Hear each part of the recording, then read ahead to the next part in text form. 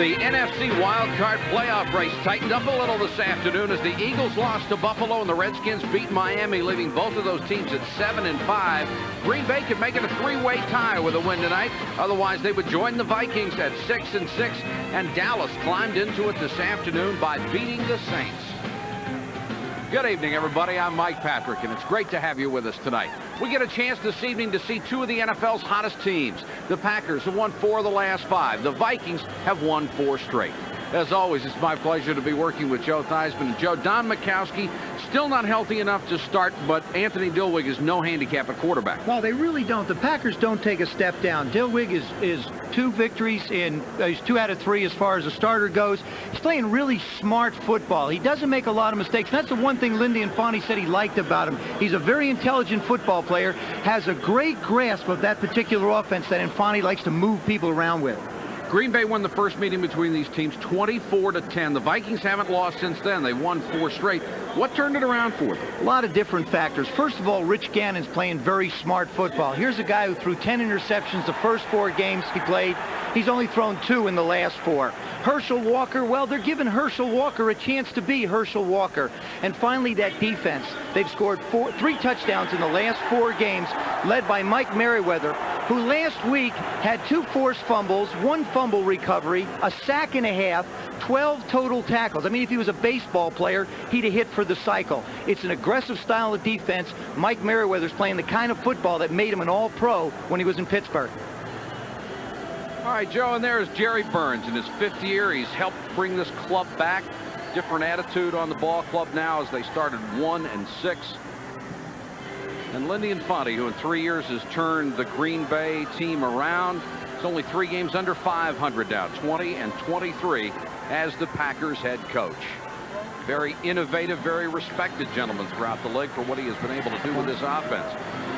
And we have a sellout crowd of more than 63,000, including that guy, to watch what has become a very critical wild card game in the NFC Central. Green Bay won the toss. They will receive the opening kickoff.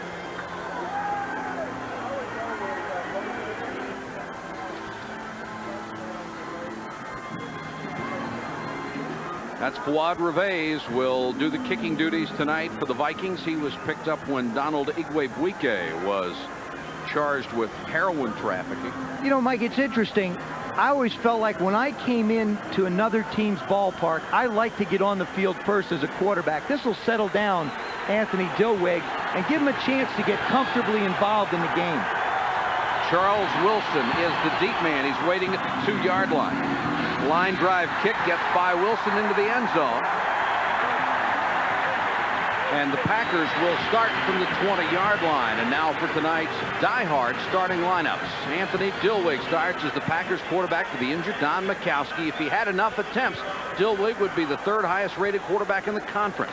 Sterling Sharp is his big play man. He has 52 catches this season. 90 last year, led the league. After a wasted rookie year, Tony Mandrich is the starter at right tackle. He still isn't a consummate pass blocker, but look out when they run.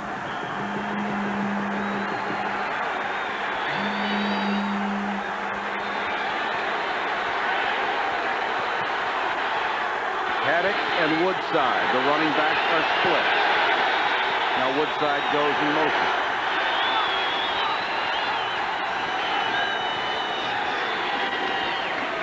Haddock. Waiting for him is Noga. Got back to the line of scrimmage and no more. Without Keith Millard, Chris Dolman is the impact player for the Vikings up front. He leads the club with 8 sacks. Mike Merriweather is back to his Pro Bowl form. He is the leading tackler, and as Joe said, was awesome against the Bears. Their defensive leader, Joey Browner, has raised his level of play during this win streak. He was November's Defensive Player of the Month in the conference, and only 1 short of a career number of interceptions for a season. They'll give Haddock a gain out to the 22 and make it 2nd and 8.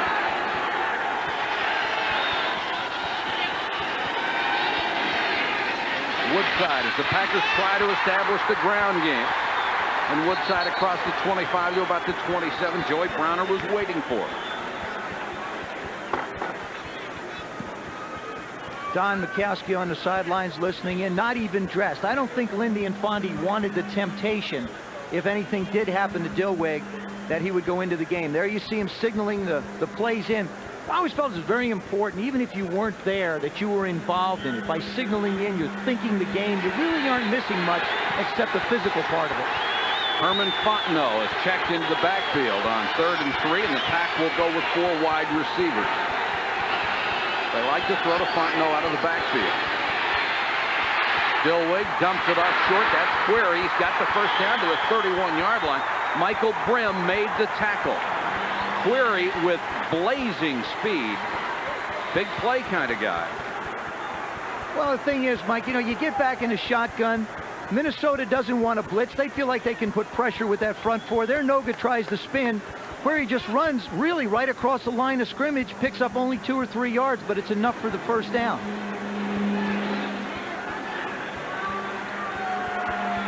This is Infante's offense. Very innovative. Used it in the USFL. It's been a success wherever he has gone and taught it. Haddix.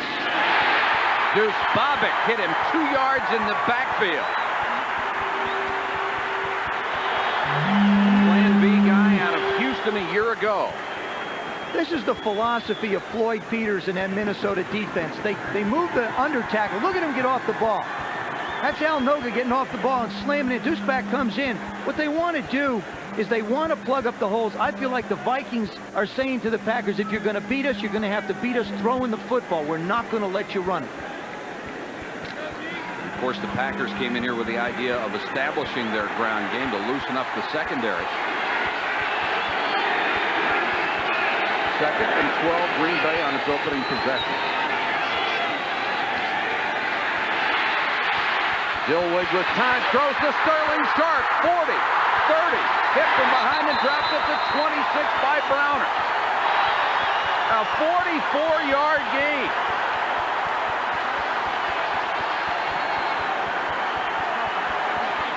Part of putting pressure on the quarterback is you can't give him time there. Sterling does a nice job around Rutland. He fakes the out. He bought. It's just an out and up on the inside. Joey Browner got caught up inside a little bit. Sterling Sharp is playing with 3 cracked ribs, the 8th, 9th, and 10th ribs on his left side. There you see him now. He just doesn't have that freedom. He'll protect it.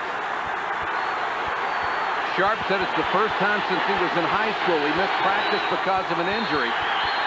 And he didn't practice much at all this week. Dilweg goes for the timeout. Did not like the defensive package he saw on the field. When we come back, the Packers will have the ball at the Viking 27.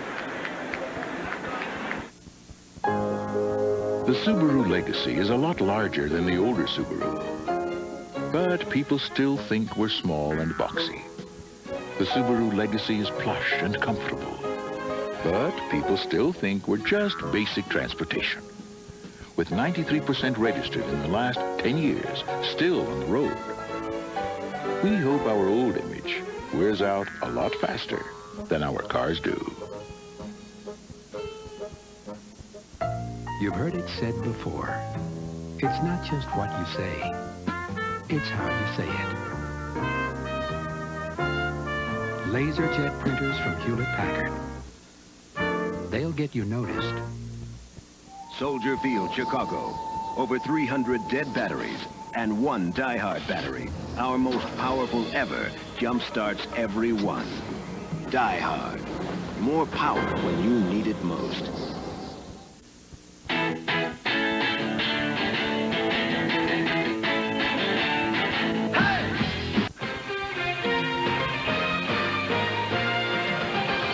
ESPN Sunday Night NFL is brought to you by Subaru. We build our reputation by building a better car. By Hewlett-Packard LaserJet printers. They'll get you noticed. And by Bud Light. Everything else is just a light. And that's the Basilica of St. Mary's in downtown Minneapolis, the first basilica in the nation. Where's the other? It's the first. I don't know how many they are. We don't give you all the information you need. Packers first and 10 at the 27. Haddix the lone setback.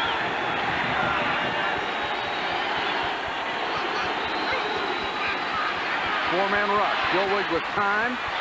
Too high, incomplete, intended for Keith Woodside. Covered by Darrell Fullington. You know, Mike, it looked to me like they lined up in the same formation that they did before he called the timeout. I just don't like the idea of burning the timeout this early in the quarter, especially when you're not in obvious scoring range. See with the two wide receivers lined up to the left, it was the same formation he had before. Now he's looking for the motion, he doesn't get it. Not necessarily his fault, but I still would like to see him not burn the timeout. 2nd and 10. From the 27.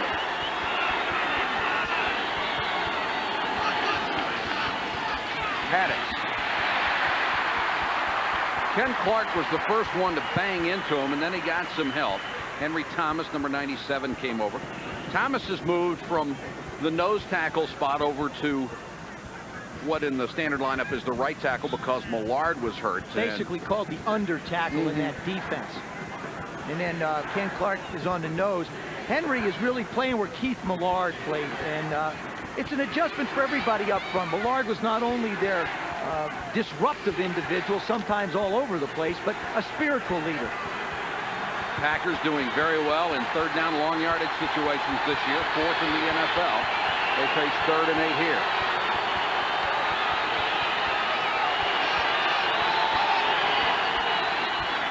Four-man rush. Dilweg airs it out. Almost picked off, and now it is. Audrey McMillan off the tip. Makes his 2nd interception of the season, and that ball was badly thrown. What happened, Mike, is they dragged somebody underneath, and all 3 defenders went with the man in the corner. It was great reaction by Joey Browder and as well as McMillan. If you take a look at this, what happens is these 3 receivers are responsible for these men here. This man will go underneath. The corner guy, everybody takes off deep with him. There's the man underneath gone. Now look they let the guy underneath go. Ball's not only underthrown, but he had too many people around him. That was only Dilweg's 3rd interception this year. He has been mistake-free for this club. Gannon to throw on 1st down. Dumps it off to Anderson on the screen. Follows his blockers well and has the 1st down, but there is a flag on the play. In fact, there are 2 of them. Herschel Walker absolutely tackled Tim Harris. Yeah, he did. I mean, Tim was like 2 steps past him. He turned around and tackled him.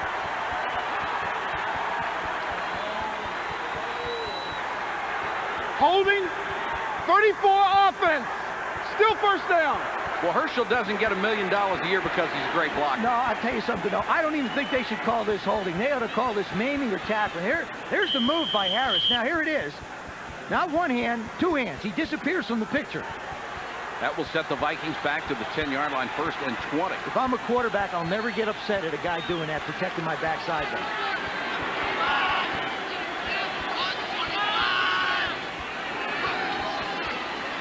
Anderson. Got about 3. Johnny Holland made the tackle. Rich Gannon is the Vikings quarterback. He's led them to 4 straight wins. He is no longer making the big mistake. Herschel Walker has come alive, 357 all-purpose yards in the last 2 games. He leads the NFL in that category. It's a good line anchored by Gary Zimmerman, a 3-time Pro Bowler. He is playing tonight with a broken hand. 2nd and 17, Vikings. Sean Patterson in on the defensive line for Green Bay.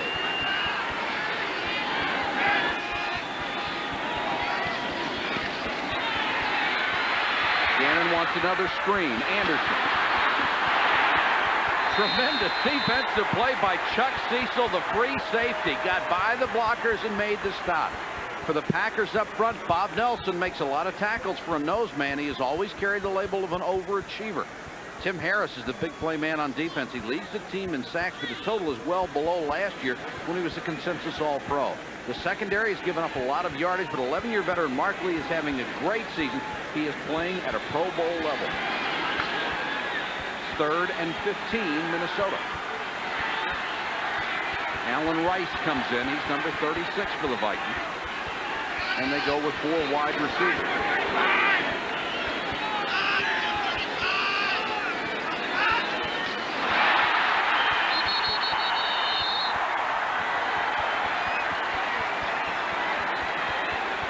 don't envision that's the way that Jerry Burns wanted his offense to get started. A holding penalty, not much of a run, a great play on defense, and a fumble from the snap from center. Now, if Rich Gannon had just taken over for Wade Wilson, you could say, well, that's something you're not used to, but he's been there 9 weeks. He really didn't expect the snap from center. He was still looking downfield, thinking about the coverage, wasn't really expecting the ball. Newsom will punt. He's 7th in the conference with a 42-yard average. And Jeff Query waiting at the 40. Beautiful punt by Newsom. Query trying to cut it back, only gets 2 yards. Brought down by Brett Novoselsky, the backup tight end. Excellent job on special teams. We're scoreless in the first quarter at Minnesota.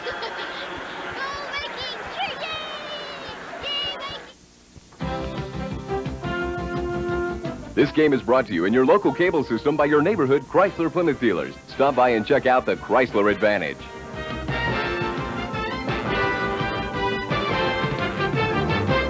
Right now, just underway, it's one incredible advantage clearance at your Chrysler Plymouth dealers. Huge inventories of Plymouth Voyagers have forced us to take action.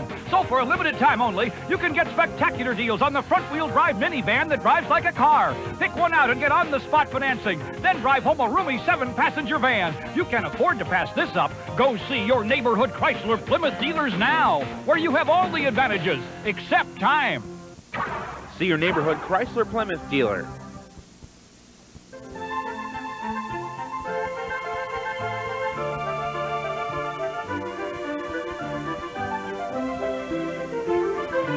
The new Casa.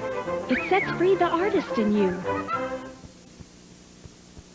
It's the winner in paradise. Missouri Lottery wants to send you to Hawaii. All you have to do is send in any losing Missouri Lottery ticket or facsimile along with your name, address, and phone number and watch a Sunday night NFL game on ESPN. We'll draw 5 lucky winners each week. These weekly winners will win free sports apparel and register to win the grand prize. A trip for 2 to Hawaii to see the Pro Bowl in February. Just mail your entry in any losing Missouri Lottery ticket or facsimile to this address and watch NFL on ESPN each week to see if you have won. One lucky winner will send winner in paradise when we draw the winner on December 23rd. 7:21 to go, first quarter. Green Bay and Minnesota scoreless. That gentleman seated in the wheelchair is Bob Wieland, who has is a Vietnam vet, lost both his legs in the war, and Lindy Infante on the plane going to Phoenix a couple weeks ago hired him as an assistant coach, assistant administrator, assistant strength coach. He is not their good luck charm, although they've won 3-0 since he's been 3-0 since he's around. Just been a great inspiration to this football team. And the guy can lift. Packers take over their second possession from their own 42.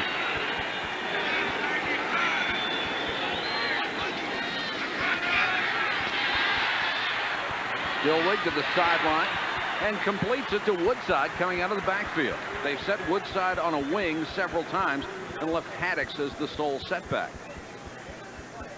Woodside out of Texas A&M getting a lot bigger chance to play, of course, with the departure of Brent Fullwood.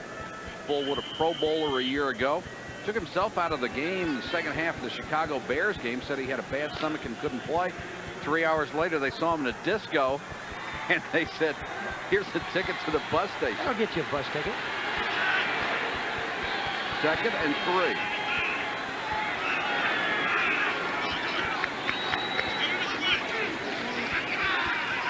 Dilweg lost the handle. That was ruled a fumble. That was ruled a fumble. Vikings football.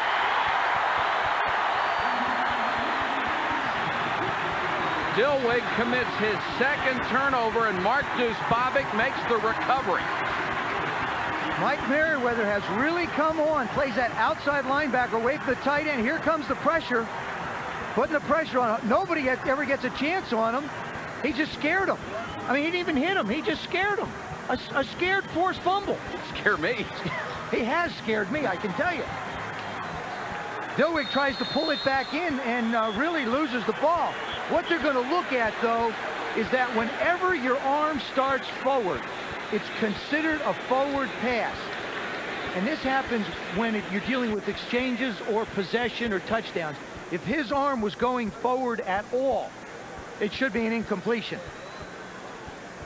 The replay official is Al Sabato, who's taking a look at it right now. Now watch his arm. His arm going forward?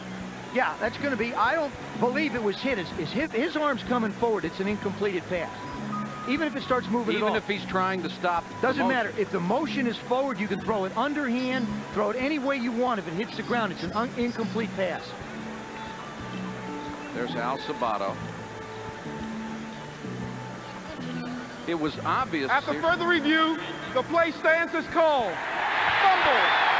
I didn't think they could reverse it, Joe. Well, I think what they felt is that on the way back, he lost it. Now, here it is again. You can't tell. We saw from the other shot, Merriweather never hits it. Now, they say it's out of his hand at that point. I got to be honest with you. I disagree. I think that was a forward pass, incomplete. But the Vikes got the ball. They have the ball just in Green Bay territory. Walker reverse to AC. Carter with Gannon leading. And Carter will get 10. Mark Lee forced him out of bounds. Not a bad play. You know you're trying to get Herschel in the game, so you give it to him and then hand it off on the reverse. And when I talked to the Green Bay defensive people and coaches, they felt like they had to take Herschel out of the game. They want Gannon to beat him throwing the ball and getting the ball to AC, but I don't think they want it to happen this way with them running on reverses. Rich Gannon out front making the block. There, this is great as a quarterback. You love it. Let me find somebody to hit. All right. Wasn't great, but he tried. First down spotted at Packers 39. Anderson dragging Tim Harris with him to the 35-yard line. Anderson playing. Rick Fenney still hurt. Injured a knee. And we've got a little extra emotion involved early. There's no love lost between these two football teams. No matter which ball club you talk to, they talk about the Packers, the Vikings, and the Bears. Whenever those three teams lock up in some way, shape, or form, all the gloves come off. Everybody wants at each other's throat. Well, Tim Harris, in his own admission, tends to liven up the situation, too. You know, he doesn't breathe. He never takes a breath. He just talks. I couldn't believe it when we sat with him yesterday.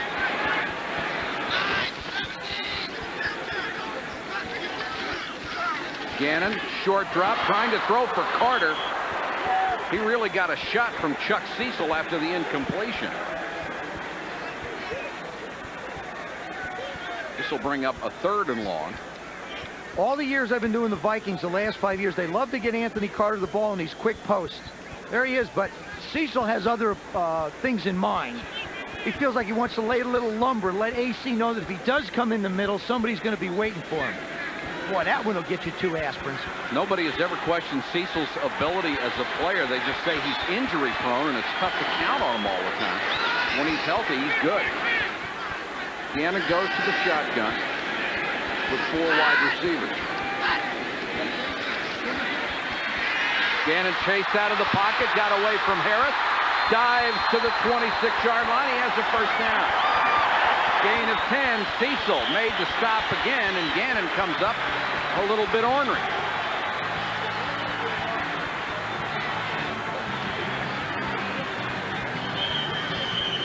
That's the one thing that Rich Gannon brings to this football team. Actually, Wade Wilson, he both bring it. A mobile quarterback. He doesn't like what he sees. If he feels a blitz coming, and he knows the receivers are locked up one-on-one with defensive backs, and he gets a little crease, he feels he can pick up 8 to 10 yards easy. Vikings on the ground so far, 5 carries, 26 yards. Herschel has not carried it except on the reverse that he handed off. And there's Gannon's stats through the 8 games that he started, and the quarterbacks are directly related to the success of football teams, and I'm sure that's an understatement, but it's a fact. Of course, Gannon thrown into the breach because of the injury to Wade Wilson.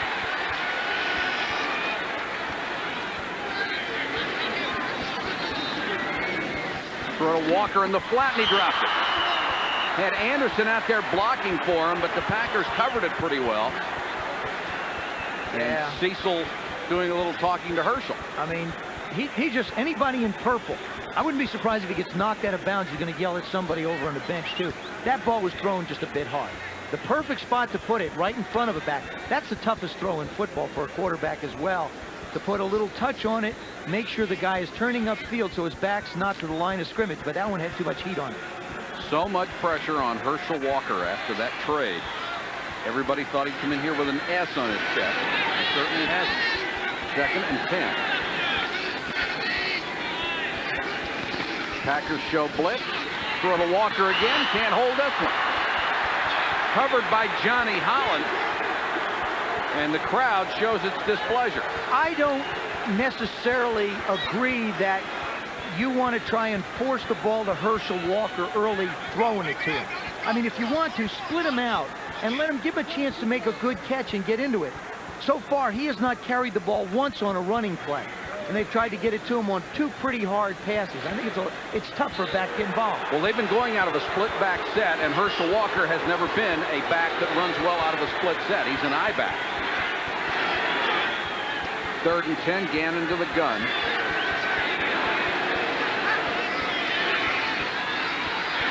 Looks at the flat again. Throws for Rice down the sideline. Incomplete. Flag is down.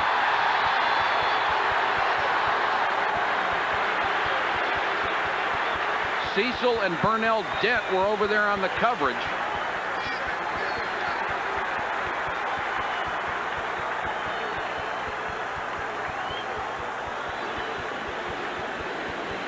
And here's the call from Johnny Greer. Pass interference.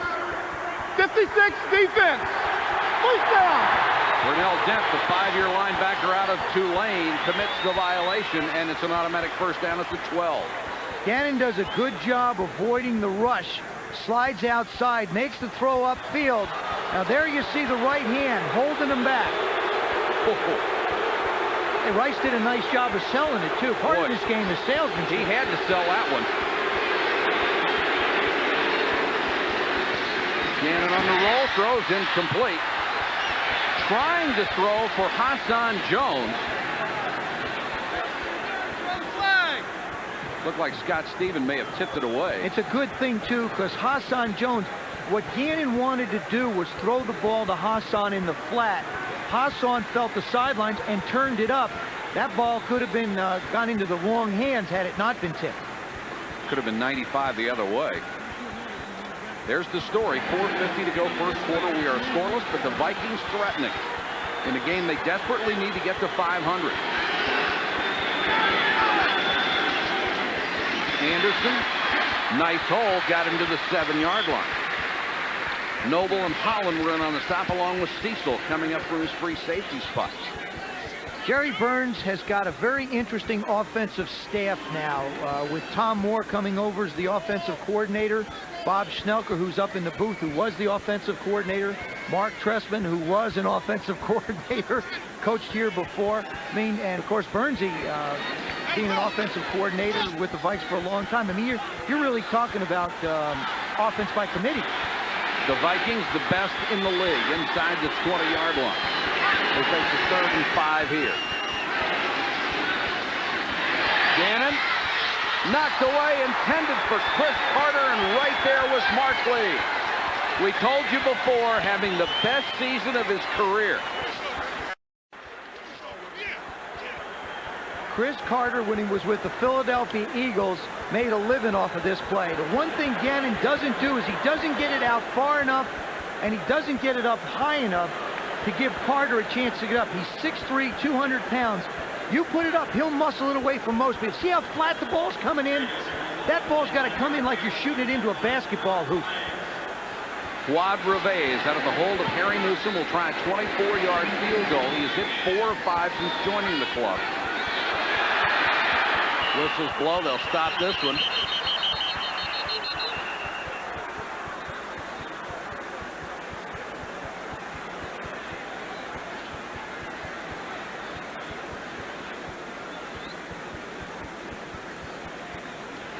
Little twitch by the left side or left guard of the Vikings field goal team. False start. 69 offense. Simulating the start of a play. 4th down. Todd Kalis, the right guard. He simulated the start of a play. Does that mean he moved? I hope so. I'm guessing, I mean, you know. So now it'll be a 29-yarder for Reves. Had 4 good years with Miami, was out of the game a year ago.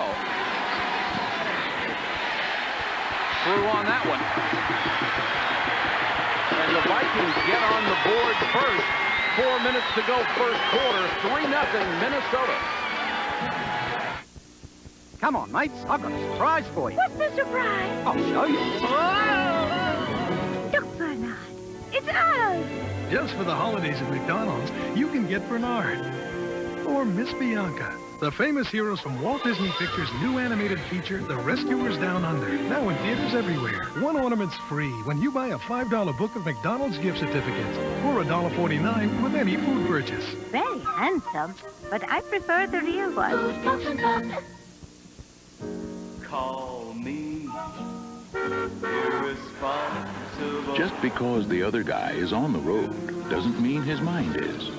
So the superb traction of the Subaru Legacy with four-wheel drive and anti-lock brakes can be quite a comfort. After all, since the next guy is capable of almost anything, shouldn't the same be true of your next car?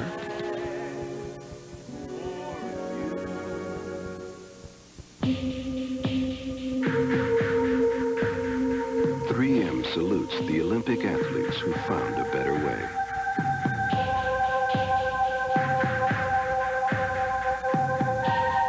Whose ideas were so original, there's no going back. That same innovative thinking led us to invent Scotchgard brand protector, and things have looked newer longer ever since. 3M, innovation working for you.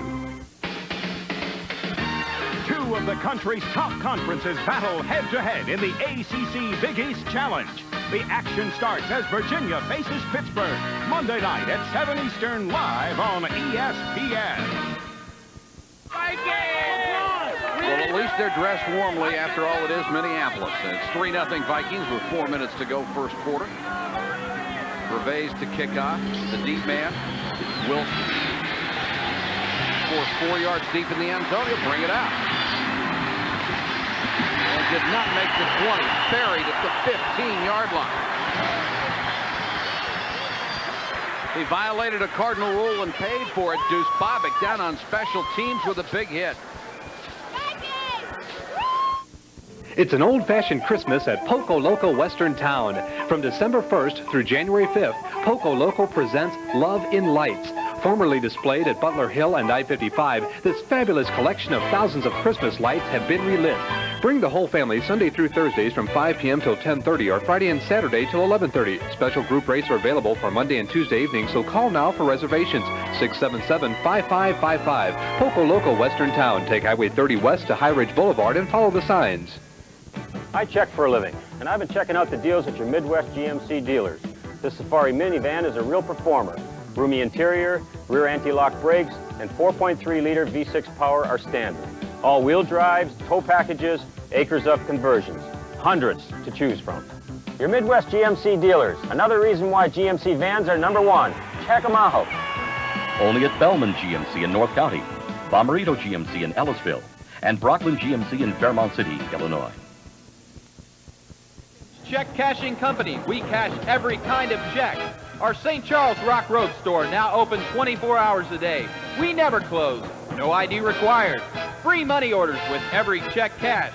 Americans Check Cashing Company. Just minutes east of Northwest Plaza. Now open 24 hours. We never close. Americans Check Cashing Company. Visit our second store at 2138 First Capitol Drive in St. Charles. 3:50 to go. First quarter. Minnesota on the board with a field goal over Green Bay. Keith Millard in the picture. Of course, one of the missing ingredients of that Minnesota defense. 5th on the Vikings all-time list of career sacks. Had the same surgery Rich Gannon had. Told me he's going to be back in about 3 weeks. And it tries to help out on the sidelines. He says it's tough to see what's going on in the tackles. But he really tries to talk to the defensive ends when they come off, talk to Dolman, talk to Henry Thomas, Hank, Kenny Clark, Al Noga, and help out. But it's very important when you're hurt that you select the proper wardrobe because you know you're going to be on TV, especially when you're a big star like Keith. He had 18 sacks last year, was the NFC Defensive Player of the Year, and he earned it. An absolutely brilliant defensive player. Darrell Thompson into the game as the sole setback for the first time, and he'll get his first carry. The rookie out of Minnesota goes for about 9, horse-collared by Browner. and dragged down there. Talk about safeties in the National Football League. Two names come to mind, and you can argue which one's the best. Ronnie Lott, Joey Browner. Both of them belong on a par. They're both I mean, they are the best that play this game. But Joey Browner has such tremendously strong hands. When he gets you, you're not getting away. Well, I'll take either one of them. I'm not going to trade either. Second and a yard. Thompson again, trying for the first down, has it and more. This young man has quite a future out of the University of Minnesota, first-round draft choice. We remind you that our coverage of the NFL begins every Sunday with game day, noon Eastern. Chris, Tom, and Pete preview all the day's games. Then at 7, it's prime time, a wrap-up of everything that went on in pro football.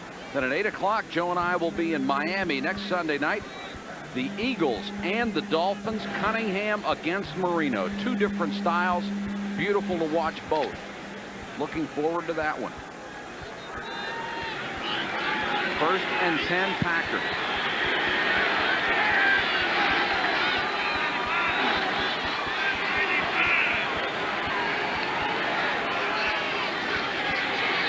Dilwig under pressure. Henry Thomas came clean and got it.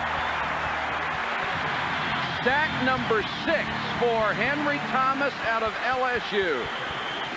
This was just a simple case of we don't have enough people. Look at all these people up front. The Pack just don't have enough people up front to block everybody. Henry Thomas does a nice job of beating them. Whenever you give somebody one-on-one blocking assignments, it's tough. Watch from the right side the pressure. Anthony Dilwig just doesn't stand a chance to get the ball off. It'll bring up a 2nd and 18. And with Millard, when he comes back healthy, what a front four the Vikings have.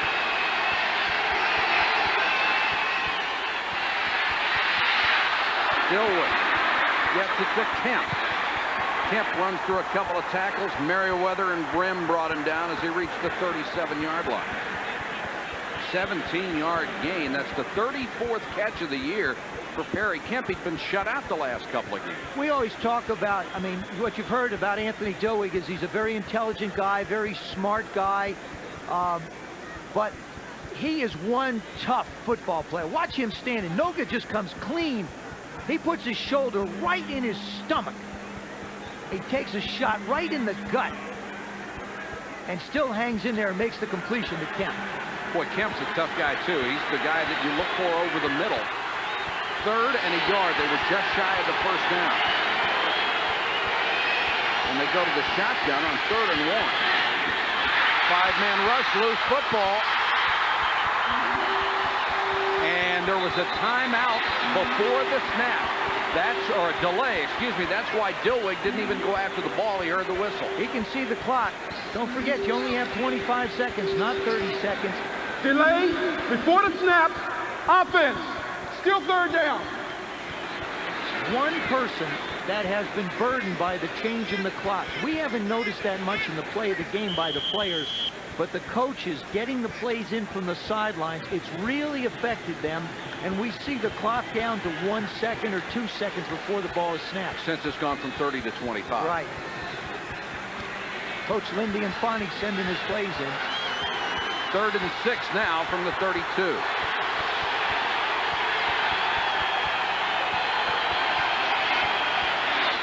Straight 4-man rush and pressure. Dilwig can run.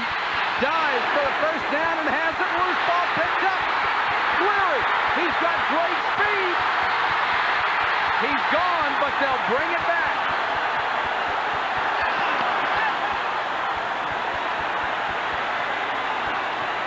Query just now finding out that he doesn't have the touchdown. And Dilwig just now finding out that he hit the ground. Merriweather made the big hit. On the field. First down. Oh, what a gutsy play by Dilwig, sacrificing himself for the first down. Well, he knew what he needed to get the first down. Now he goes airborne. Doesn't necessarily protect that ball like a running back. But watch, you'll see. The ground cannot cause a fumble. Not that the ball hit first. His head hit about the same time. But here it is again, right there. You see the ground knock the ball out. Can't cause the fumble. Oh, what great hustle by Query and excellent hands. Up and over the top. He knows what he needs.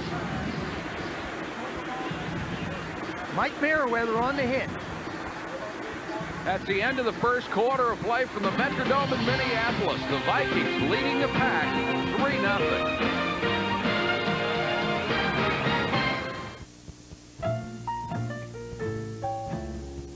You've heard it said before. It's not just what you say. It's how you say it. LaserJet printers from Hewlett-Packard. Now when you buy an HP LaserJet 2P, you'll get a free paper cassette valued at $195. Visit your authorized Hewlett-Packard dealer today.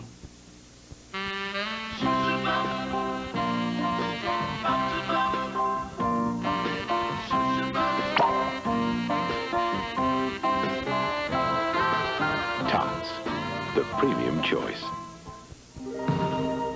If you're serious about whole grain, remember, Wheaties has it. These guys don't. Better get your whole grain. You better eat your Wheaties.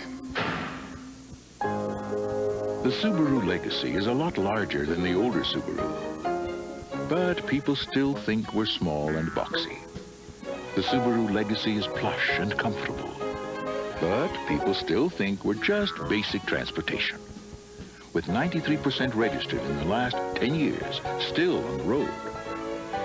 We hope our old image wears out a lot faster than our cars do.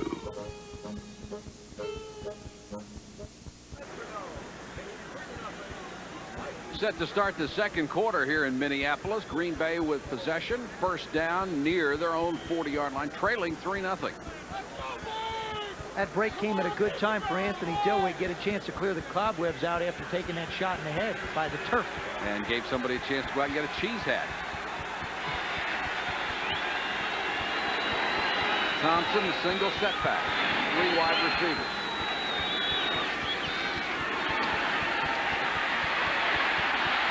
Dillwig has to scramble again. Plenty of time. Now throws sideline and throws complete. Kemp was over there at the sideline, caught it, knocked out of bounds by Berry, and there is a flag down. When a quarterback scrambles, you just don't know as a lineman whether he's going to run or whether he's not, especially when he has the ability of a Dillwig who ran the time before. Ineligible receiver, downfield, number 63. Still first down. Center James Campen. And you know what happens? Right now they're going to get in the huddle, and Campen and the linemen are going to say to Dillwig, they're going to say, Anthony, listen, if you're going to run, yell. It's like you don't have enough to think of out there trying to save your life than to turn and run and say, okay, guys, I'm going now. And it's just a reaction. So they back it up to the Packers' 29-yard line. First and 20.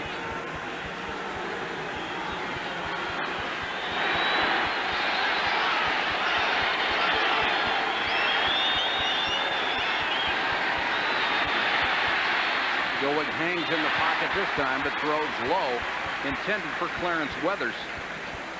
Audrey McMillan was there on coverage.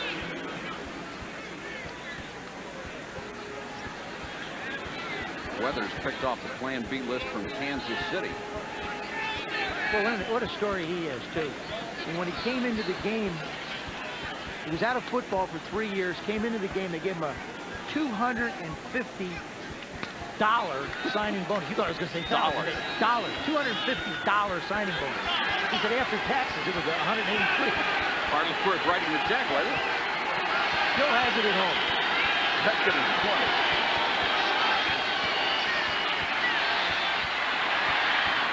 Dillwig over the middle. Sterling Sharp makes the catch at the 47-yard line. Boy, Carl Lee was all over him. He still caught it, a gain of 17, his second grab of the night.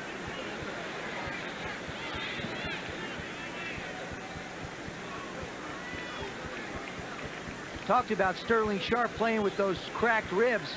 Doesn't seem to affect him much. Does a great job of stopping. Now, there are two best friends, Carl Lee and Sterling Sharp. They talked to each other on Thursday this week. Carl came over and had dinner with Sterling last night. But I'll guarantee you tonight, he doesn't want to do anything.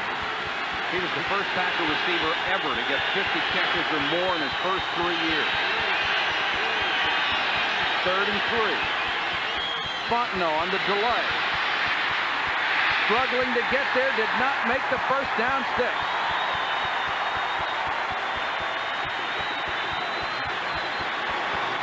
Excellent defense by the Vikings. Fontenot doesn't carry the ball very much, only his 10th of the year. Darrell Fullington was over there to make the big stop, and Henry Thomas hustled from his lineman spot. When I had a chance to visit with Darrell during the week, he talked about playing against this offense is very difficult because of all the movement. He said you got to be a little more cautious up there. That time he read it and came hard. Don Bracken to punt to Leo Lewis. Bracken has struggled with his punting this year. Lewis has helped the Vikings on their punt return team, waived and re-signed. He's done a good job for him. Trying to get outside. Flag is down. Nice return. A second flag goes down. A 17-yard return after a punt of 36, but we have to check out the penalties.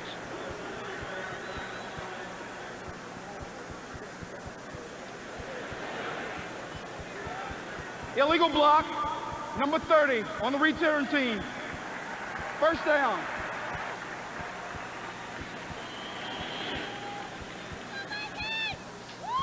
It's still 3-0 at the Metrodome. We'll be back in a moment. Dedication to quality. It's one reason why the U.S. government awarded Cadillac the 1990 Malcolm Baldrige National Quality Award. And it's why Cadillac stands as an American automotive standard for the world in performance, comfort, and safety. Evidence of the inherent value of a Cadillac. Value that inspires the highest owner loyalty of any leading luxury automobile.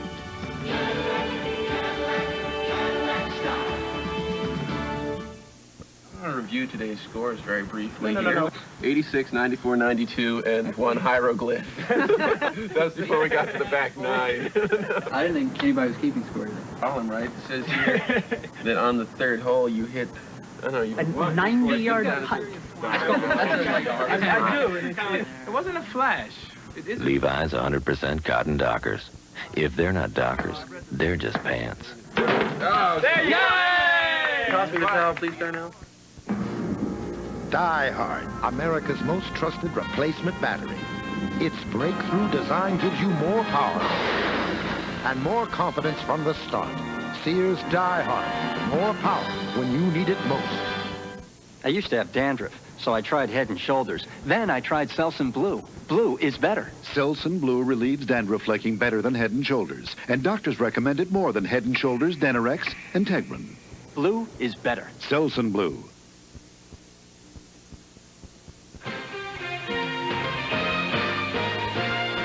ESPN Sunday Night NFL is brought to you by Cadillac and your local Cadillac dealer. Discover why the only way to travel is Cadillac style. By Levi's Dockers. If they're not Dockers, they're just pants. And by the Die Hard battery. Now with more power when you need it most. Vikings take over just outside their own 10-yard line, leading 3-0, 12:40 to go second quarter. Walker, the deep man, they play action to him. Anthony Carter, loose ball. And the Vikings recovered. Tim Irwin, the right tackle, hustling downfield, covered it. Chuck Cecil came up to knock it away after Mark Lee had wrapped up Carter. That's the difference in a football team that's either going to make it to the playoffs or not. One guy out there hustling a little bit more. Great job by Tim Irwin. AC makes the catch, tries to pick up a few more yards. There's the ball, there's the tackle. Cecil again with the hit. Ball comes out. Here comes Irwin from the right part of your screen. Great hustle by the lineman downfield. Irwin has started every game at right tackle since 1982. Walker, more of a running set. He gets the ball behind Anderson. That's where he's effective. 7 yards behind the line of scrimmage where he has a chance to find his hole and hit it. Gary Zimmerman with a nice block for it. The Budweiser storyline from the Metrodome so far, the Packers have been their own worst enemy. 2 turnovers. The Vikings had a nice drive that resulted in a field goal for our only score. That was the first time Herschel Walker has crossed the line of scrimmage, 11 yards on that carry. And Green Bay dominating the passing statistics, but they're not on the board.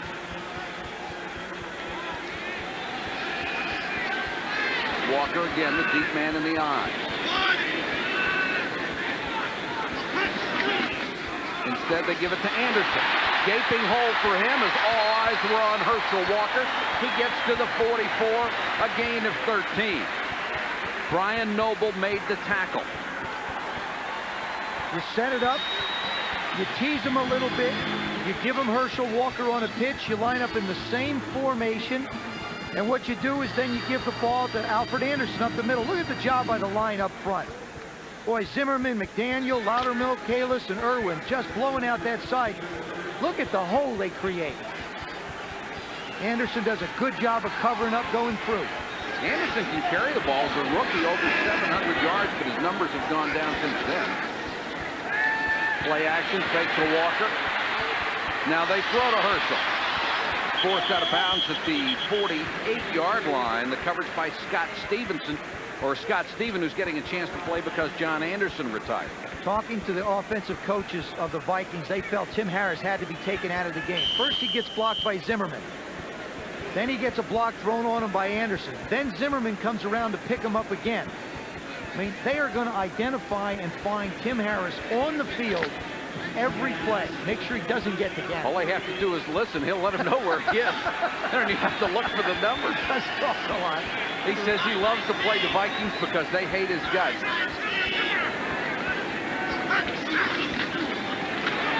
Herschel broke a tackle, got to the 49-yard line. Patterson was over there to bring him down.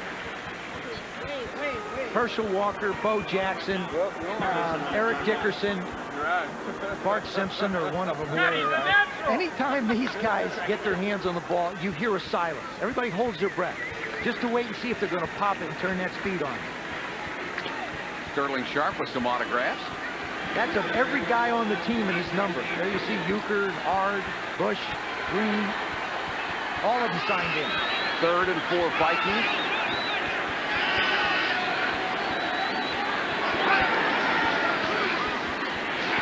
Gannon worked to the flat, but throws short, and Carter can't hold it. Brian Noble was there, but it was a catchable ball, and AC could not hang on.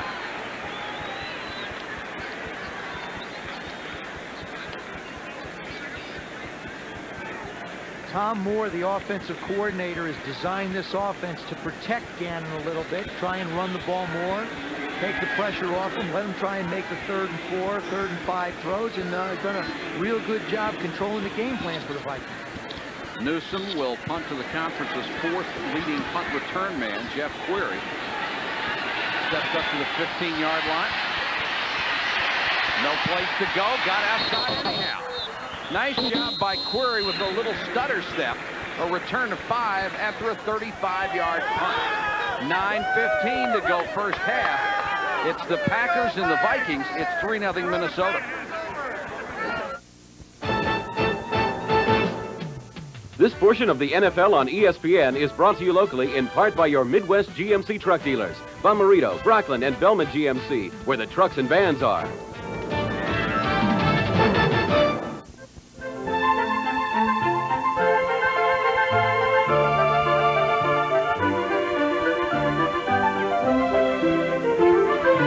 The new Casa. It sets free the artist in you. Ho, ho, ho, ho! Popeyes has a holiday package just for you. 10 pieces of Popeyes' own chicken with all the trimmings for only $8.99.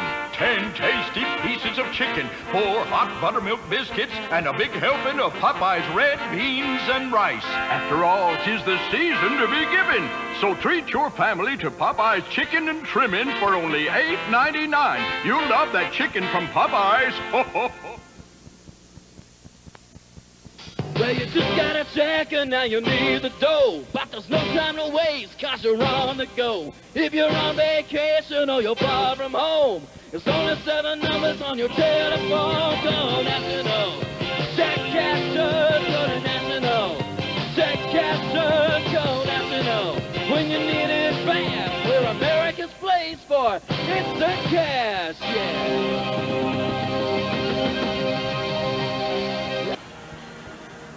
Mike Patrick and Joe Theismann with you from the Metrodome, where the Vikings are leading 3-0. Why the football? Bet you wonder why I'm sitting here. I do. Joey Browner told me something very interesting. When a defensive back tries to read a quarterback, everybody talks about reading the eyes. Well, that's not the case with Joey Browner. He reads his posture, and by that he means when a quarterback's going to throw the ball short, he holds the ball down lower, and he doesn't have to throw it as far. If he wants to throw the ball deep, he gets it up a little bit higher so that the shoulder can come up, and he has a chance to throw the ball further down the field. So instead of watching eyes, he watches the posture. One of the things that has made him an all-pro. Packers go to the ground. Thompson diving forward to the 25-yard line, covered there by Fullington. Thompson, of course, played here. This was his home field as the all-time leading rusher for the Minnesota Golden Gophers, and has the second longest run from scrimmage in the history of this building. 98 yards. Dorsett went 99 one time. It was on a Monday night game, as I remember. Haddix and Woodside are the backs, and now Woodside goes out as a wide receiver. Dilweg with good time throws to West. His tight end has the first down at the 34-yard line. Ed West makes his 14th catch of the year. Lee and Ray Berry make the stop. Everybody talks about wide receivers blowing off the ball, get off the ball. Lindy Infante has a very interesting approach. Watch these two wide receivers come off and read the defense. You don't have to see how they're just cruising. They're just cruising. And all it is a 5-yard route. And what they do is they react to the defense. That pattern has a name, and it's called the smash route. Dilweg, 6 out of 9, 98 yards. The first time he's thrown to a tight end tonight.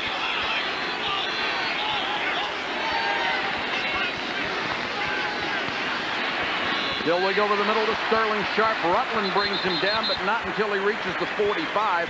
And it looks like he has another first down.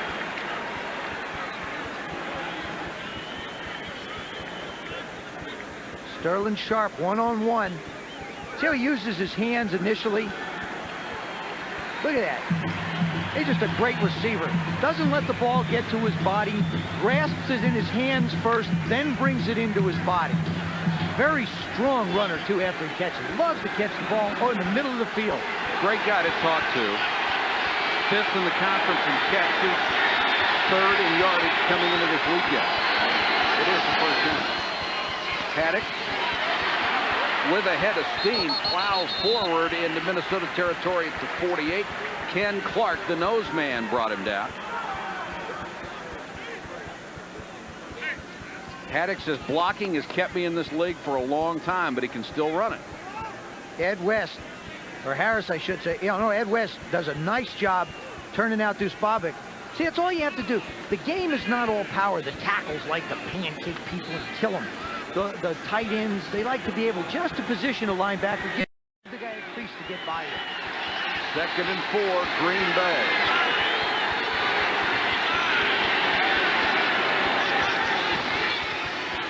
Play action by Dilweg. Throws, and Woodside had it behind him and couldn't hold it. Woodside was open and looked like he would have had the first down. Fullington was out there.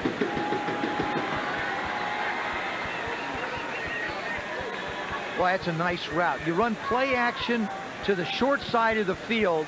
You bring your receivers, you bring your back, and the other receiver across the field, and you have what is basically a tier. You got the back down low, the crossing back in the middle, and the guy clearing. If he gets a chance, you can pop it up deep. I would think about any quarterback would like to play in this offense.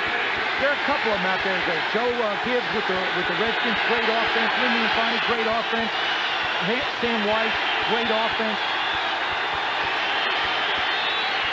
5-man rush. Dilweg stands in the pocket and throws, but behind Weathers incomplete. And Dilweg took a shot as he got rid of that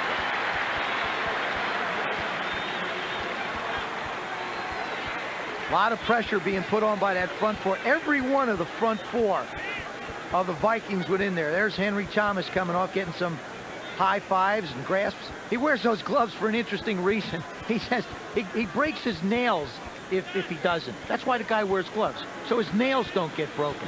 He usually has them a little longer, but he doesn't want to break them, so he wears gloves.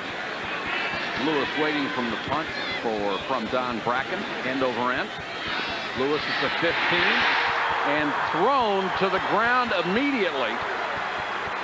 Charles Wilson, a backup wide receiver, was right there. Held the return to 0 after a punt of 33.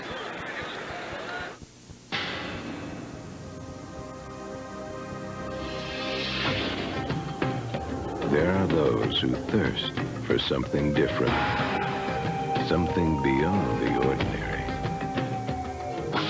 For them, there is a beer that refreshes like no other. Michelob Dry. Once you've experienced its bold taste, with no aftertaste, there's no going back. America's most successful luxury automobiles, the Cadillac, DeVille, and Fleetwood, gain new stature with a new, more powerful V8. Standard anti-lock brakes, combined with the largest interiors of any front-drive sedans. A balance of power and luxury in which neither is compromised. From Cadillac, winner of the U.S. government's 1990 Malcolm Baldrige National Quality Award.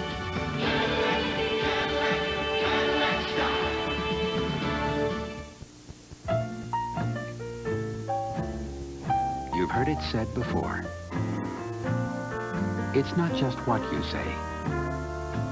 It's how you say it. LaserJet printers from Hewlett-Packard.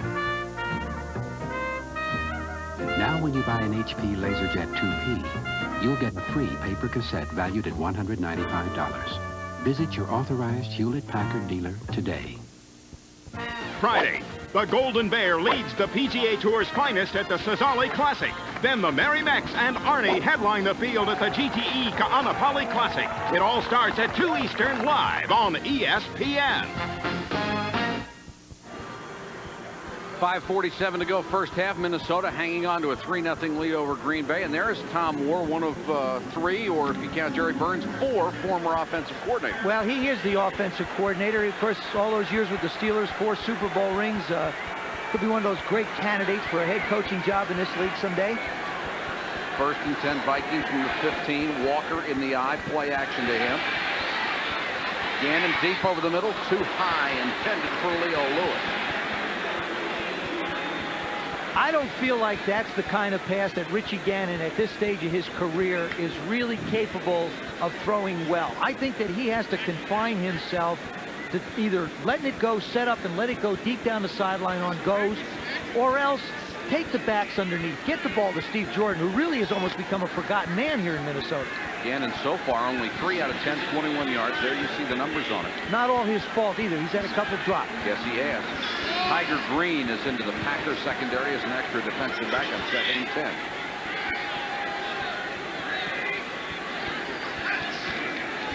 Anderson. Good tackle by Scott Stephen to bring him down as he got up just shy of the 20-yard line. And there is Wade Wilson, who got off to a great start this year and then was injured. Feel really sorry for him because he had such a battle with Tommy Kramer for years and years to get the start. Each year I'd come up here to do a game or a couple of Minnesota games. You could see the look in Wade's eyes. He finally got the job and wound up being injured. He is the starting quarterback, but Burnsy's not going to switch away from a hot hand. And right now, Gannon's dealing the hot hand. And Wade agrees with him. He said, I wouldn't make a change right now. 3rd and 6, but he is ready to play. Flag down, and jumping offside was Sean Patterson, number 96, who plays in passing situations on the Packer defensive line. Defense. 5-yard penalty.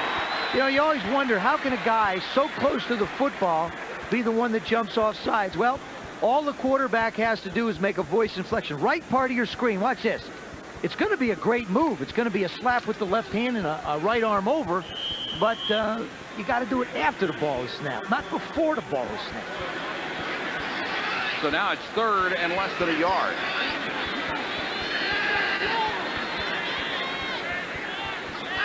And to the shotgun, they'll give it to Rice. 1st down to the 27-yard line.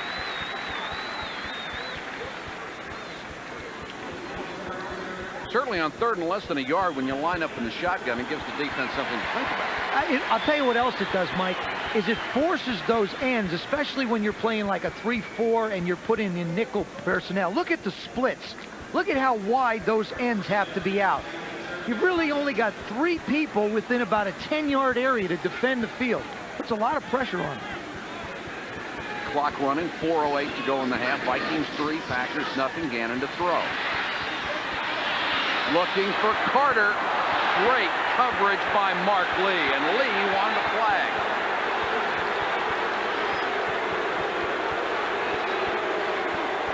College basketball comes your way this week as we go to the ACC Big East Challenge starting Monday night. Virginia against Pittsburgh. That's at 7 o'clock Eastern Time. Then Tuesday, Clemson and Seton Hall. North Carolina State against number 7 Syracuse. Wednesday, Georgia Tech St. John's, Duke Georgetown. Then Thursday, Wake Forest against Villanova and North Carolina against UConn. What a great idea, the ACC Big East Challenge.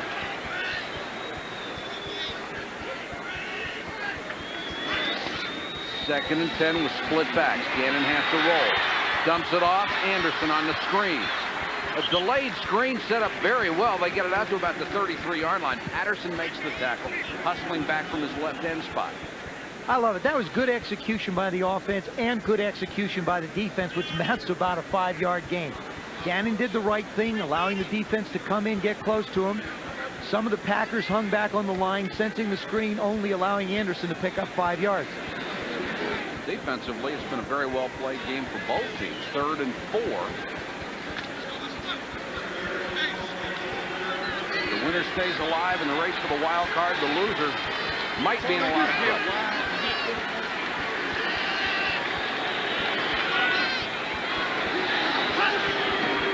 Inside handoff to Rice.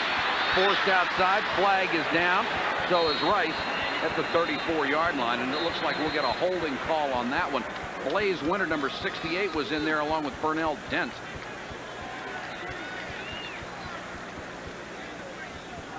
Vikings playing sloppy football, putting the ball on the ground, penalties, bad passes, a lot of little things. They're really out of sync offensively.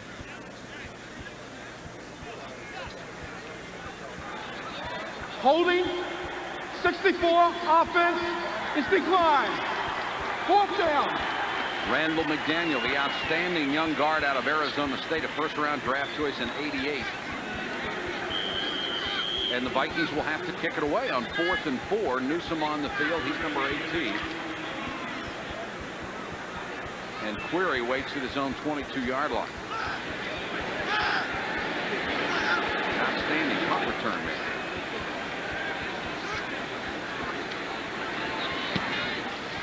Newsom, line drive kick. Query chases it all the way back to the 18. And dives forward to the 38-yard line. A return of 20 after a 47-yard punt. Deuce Bobbick again on special teams for Minnesota. Right now, just underway, it's one incredible advantage clearance at your Chrysler Plymouth dealers. Huge inventories of Plymouth Voyagers have forced us to take action. So for a limited time only, you can get spectacular deals on the front-wheel drive minivan that drives like a car. Pick one out and get on-the-spot financing. Then drive home a roomy 7-passenger van. You can't afford to pass this up. Go see your neighborhood Chrysler Plymouth dealers now, where you have all the advantages, except time. See your neighborhood Chrysler Plymouth dealer. It's the winner in paradise. Missouri Lottery wants to send you to Hawaii. All you have to do is send any losing Missouri Lottery ticket or facsimile along with your name, address, and phone number and watch a Sunday night NFL game on ESPN. We'll draw 5 lucky winners each week. These weekly winners will win free sports apparel and register to win the grand prize. A trip for 2 to Hawaii to see the Pro Bowl in February. Just mail your entry in any losing Missouri Lottery ticket or facsimile to this address and watch NFL on ESPN each week to see if you have won. One lucky winner will send winner in paradise when we draw the winner on December 23rd. Glasses sure had its moments. I remember the cool look, the sexy look, and of course the sophisticated look. No matter what, I hated wearing glasses. That's why I finally had my nearsightedness corrected surgically by a procedure called radial keratotomy. Now I have the look I like best. For information, call Eagle Eye Care at 861-1100 or 1-800-872-4090. 2:36 to go first half, 3-0 Vikings, and Anthony Dilweg drafted in the 3rd round out of Duke in 1989 by Green Bay. Maybe destined to be a Packer. Certainly has a family connection with the club. His grandfather, Lavi Dilweg, played for the Packers for 7 years. Was chosen on their all-time teams, tight end. Have to work on his shoulders a little bit now if you want to be a tight end. Yeah.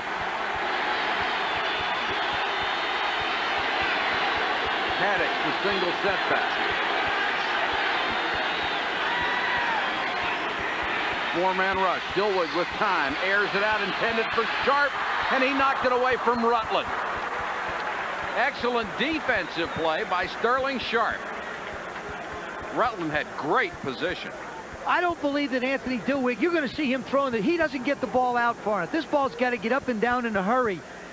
Sharp is trying to lull Rutland to sleep, but there they go. By looking back at the ball, you can have what's called, quote-unquote, incidental contact. He played it absolutely perfect. I think that's about as good as Anthony Dilweg can throw it, and I don't think it's going to be good enough to run ups against this team with that much space to throw the football. Rutland in his 4th year out of Georgia Tech. 2nd and 10, Green Bay. Dilweg has it intercepted. Picked off by Andre McMillan. He's back to the 27-yard line. A return of 20.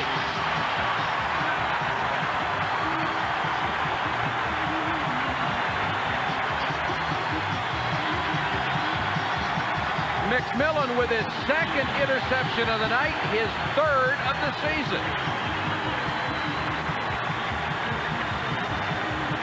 That time Anthony Dilweg sets in the pocket.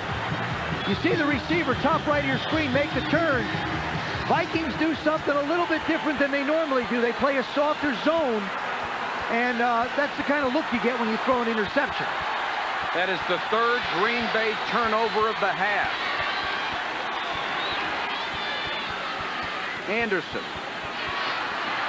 tripped up as he got to the 35. Herschel Walker tried to throw him a block and ended up flat on his back. Andre McMillan celebrating on the sideline. Scott Stephen made the tackle. Having a chance to visit with Herschel yesterday. There you see Dilweg trying to figure out why. Having a chance to visit with Herschel yesterday, I asked him about running the ball, catching the ball, and blocking. He said the one thing he's worked on, it feels like he's pretty good at, is blocking. All right, we've reached the 2-minute warning. It's 3-0 Vikings. We'll be back in a moment. I don't understand why everyone makes such a fuss about those bathing suit shots I do for Sports Illustrated. Personally, I think some of those guys in the NFL would make a better choice.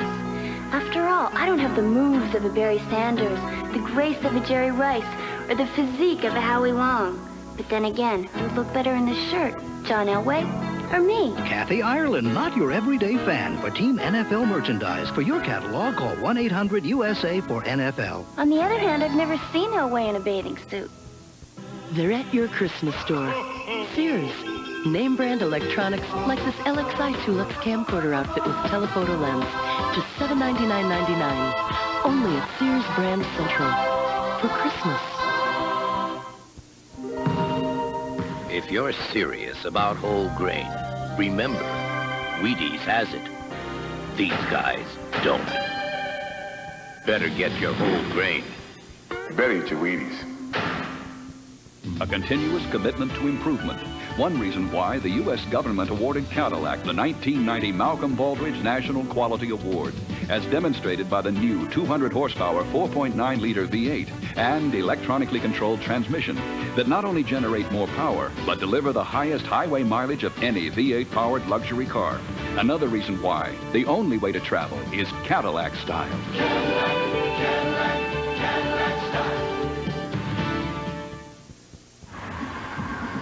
Coming up at halftime, Chris will be along with all the highlights from the day, and Tom Jackson on the Dolphins-Bills race in the AFC East. Then we'll be back to Minneapolis, and Joe will have the analysis of the first half. 3-0. We were talking about Herschel Walker's blocking. Look at this last play. We can take a look at it after this play, give you an idea of how he's blocking. 2nd and 8. Gannon to Walker in the flat. Dumped, he dives for the 6, got down to about the 18-yard line. Chuck Cecil took him down. Let's go back 2 plays and what we were talking about, Herschel blocking. Left part of your screen, you know, tackles talk about pancake blocks. You see the Herschel lower left, that's a doink block. Not for Steven, it wasn't. Well, it was a pancake for Steven and a doink for the offense, for Herschel that time. So, like we said earlier, he doesn't get $1 million a year to go out and block linebackers. No, but he's trying. I like yes, that. He is. I mean, he's trying. 3rd and a yard. Anderson. Little stutter step got him down to the 16-yard line and a first down, and Minnesota will call timeout to stop the clock with 1:17 to go, first half.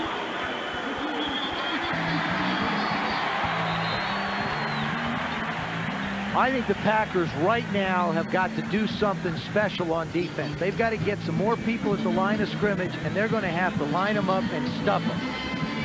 They're going to have to force Rich Gannon to throw the football to beat him. That was their game plan, but so far they haven't done it.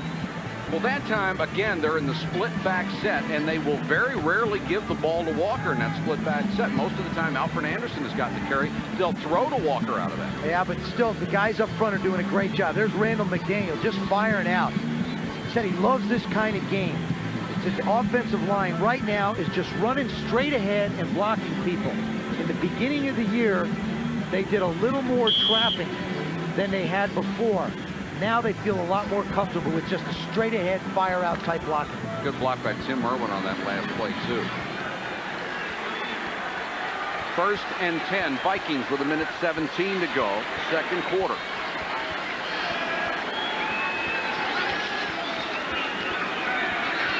Gannon, chase. Dives forward to about the 13-yard line. And another timeout. The Vikings will stop the clock. They'll have 1 left. 1:07 to go. Our NFL coverage will start every Sunday, of course, and this coming Sunday, no exception, noon Eastern game day. Then at 7 o'clock, back with all the highlights and results and the implications of the day on NFL Prime Time. And at 8 o'clock, Joe and I will be in sunny Miami with the Dolphins against the Eagles in what's shaping up as an outstanding matchup of quarterbacks, Randall Cunningham and Dan Marino. Did you see the play that Cunningham made today, avoiding the sack in the end zone and ending up with a 95-yard touchdown pass? He is special. He really is. I mean, and what he's done is, as the Eagles have gone on and won, what, 5 straight until today, 6 straight, that he has been the reason why. You're right, he's very special. At once I thought he was just the best athlete at the quarterback position. Now he's proving that he is a complete quarterback. He's just done a great job for Buddy Ryan, that ball club. 2nd and 7.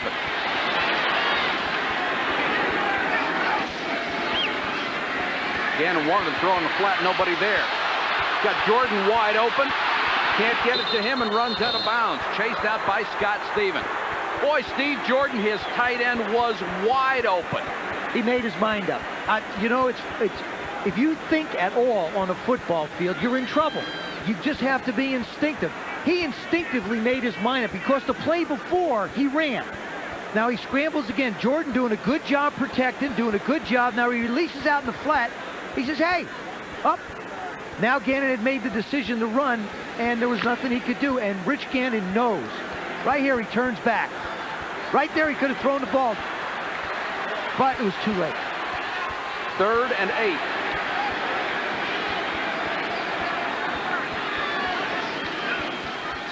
Gannon on a little half roll. And throws and tried to make sure that it was not going to be intercepted. Threw it low, intended for Leo Lewis. And they'll have to go for the field goal. Good coverage by Ron Pitts, number 28, the 5th-year man out of UCLA. Yeah, the fans are booing. But the thing is that you're right, Mike. He didn't make the mistake. He didn't put the ball in a place where it might get batted up in the air. And that's what he had done the first 4 games he played. Fuad Reveiz trying to make it 2 for 2 tonight. This will be officially a 31-yard attempt. Now they're saying it will officially be 32 with 55 seconds left. And Reveiz connects again. So Fuad Reveiz may have found a home in Minnesota. He is 6 for 7 since joining the team. And the Vikings have taken a 6-0 lead over Green Bay.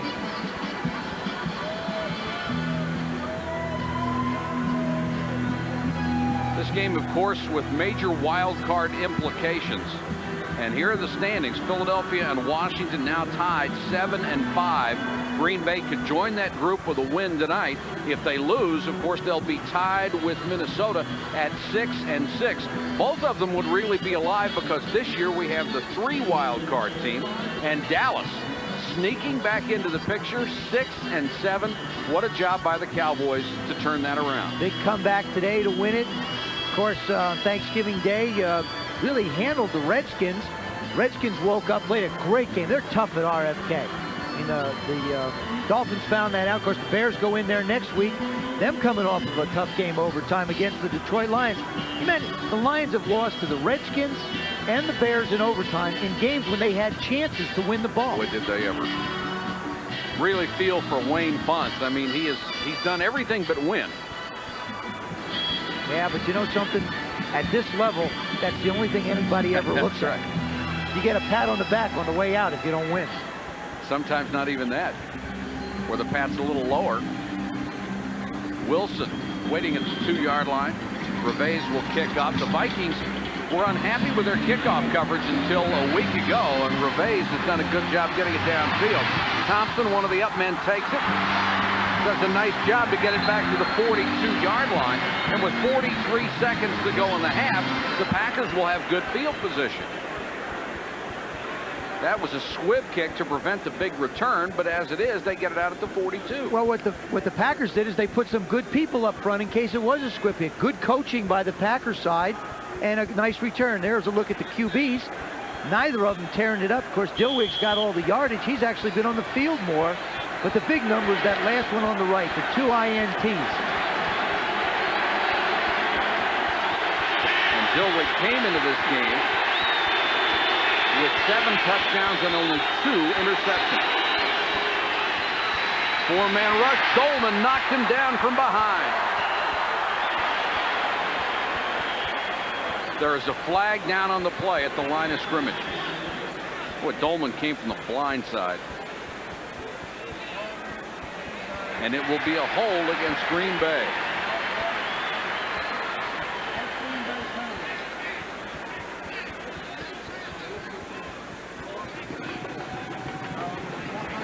Ken Rutgers, number 75, the offensive left tackle, coming off a 2-knee operation. Got a handful handling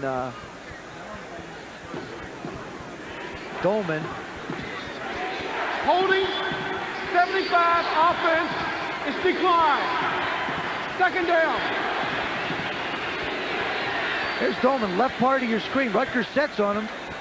Gets back, just can't quite back. Dolman manages to get the step on the corner. There's the grabbing of the jersey.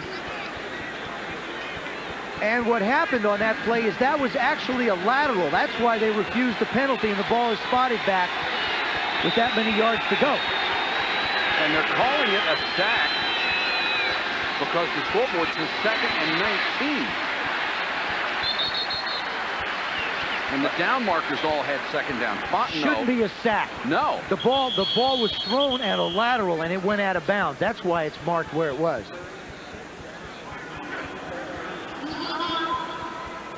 And the Packers, or excuse me, the Vikings will use a timeout with 27 seconds to go. That was their last one. Think about Rutgers having arthroscopic surgery on both knees. You can't limp. No, you can't limp. Now here he is trying to block Dolman. Now there's Dolman. Now he knocks the ball. He hits Dillwig's arm, but as Dillwig threw the ball, it did not go forward. That ball was a lateral, went out of bounds 9 yards deep. Watch this. See, that ball goes out to the side. Watch where it lands. There it is. There's a duck floating through your television screen up to the left, but it does go back. Good job by the officials on the side to rule it a lateral. And that's exactly what the ruling is. Or a backward pass, whatever you want to call it. That's Keith Euchre, number 70. We talked about the surgery on Rutgers. This guy has had 10 operations on his left knee, more on his right, inflammation around his heart. He has had neck and spinal surgery. I mean, he makes Dan Hampton look healthy. In his 7th year out of Auburn. 27 seconds to go, third and 17. Delita Fontenot used the official, ducked up to the 48-yard line, brought down by Fullington. Clock running.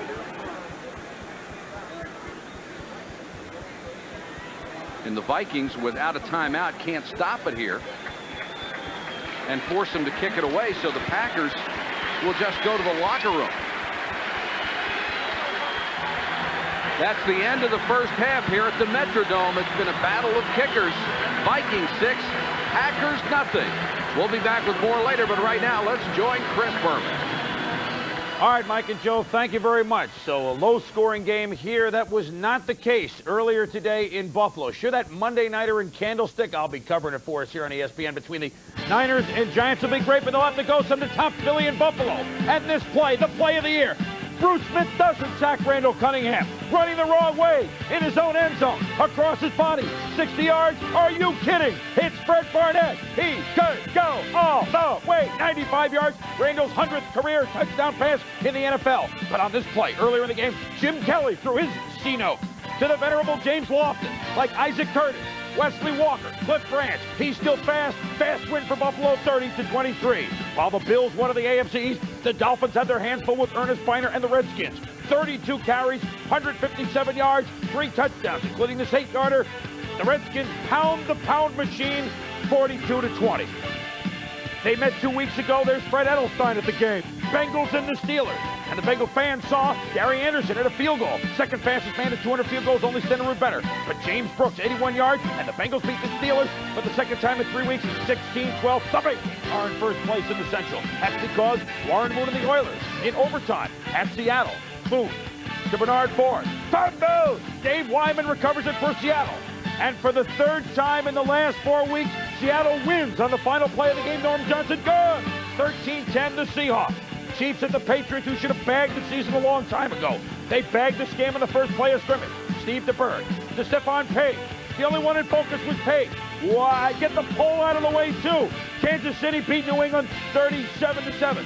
Trying to stay pace with the Chiefs with the Raiders. Very cold Denver. Bo, bing, bang, boom. He's gone. Bo knows. Fantastic touchdown. 62 yards. The Raiders win at Denver 23-20 to sweep the Broncos. Bobby Beathard trying to focus in. You don't need binoculars to focus in on Marion Watts. 159 yards and a pair of touchdowns for the Chargers against the Jets. Billy Joe Tolliver. Gunn 1 and 8 Lewis. Chargers roll 38-17. Colts at the card. Dexter Manley checking out the Phoenix defense. Came up with a big play. Colts led early. Jeff George picked off by Cedric Mack. Watch Mack. Run left. Then thinking about the end zone. Whoa! He laterals it to Marcus Turner. He scampers him with the game-winning score. The Cards deck Indianapolis 20-17. Steve Walsh back at Dallas as a member of the New Orleans Saints. He says, why not let Ironhead block? Why not let Ruben Mays carry it? 15 yards. Saints lead 10-0 at the half. Second half, Troy Aikman completed 11 straight passes. This one for the touchdown to Darrell Johnson. 17-13, the Cowboys. Art Modell can't bear to watch the Browns this year. Couldn't bear to watch the Rams on 4th and goal. And Jim Everett, play fake, Pete Holohan, touchdown Everett, 4 TDs, Rams, shake, rattle, and roll, 38-23. What time is it? What time is it? Well, if it's Atlanta on the road, it's time for the Falcons to lose. They were leading Tampa Bay, but Vinny hits Mark Carrier, 35 yards, 23-17, Tampa Bay win. The Falcons lost 17-3. Beautiful day in Chicago, and it was a great overtime game between the Lions and the Bears. Jim Harbaugh, tied at 17. A little more than 4 minutes to go in the OT. Hits Neil Anderson, 50 yards, touchdown. The Bears win, 23-17. And it's wins like that by the Chicago Bears that keep teams like the Packers and the Vikings, no matter how hot they are, trailing in the NFC Central. The Bears with the win clinch at least a wild card. We're at halftime of our ball game. When we come back, Tom Jackson will join me. The Vikings 6, the Packers nothing. Not going out for war.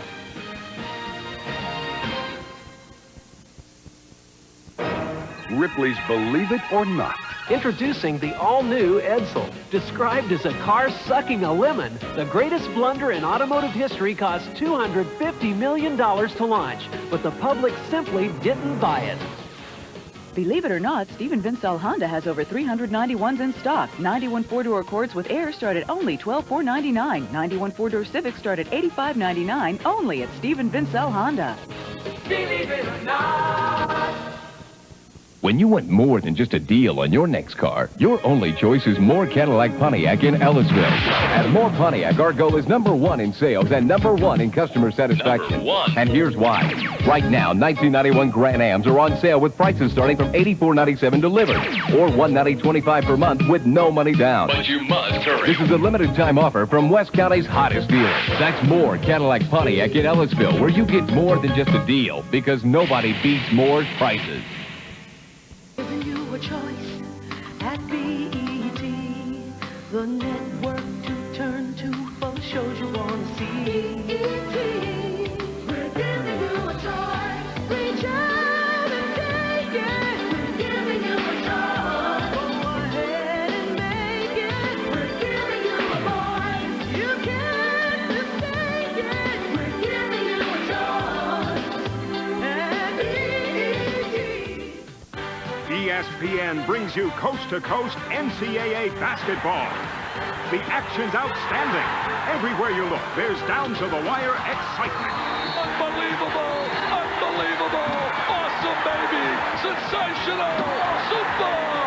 Two of the country's top conferences battle head-to-head in the ACC Big East Challenge. Complete coverage starts Monday at 7 Eastern live on ESPN.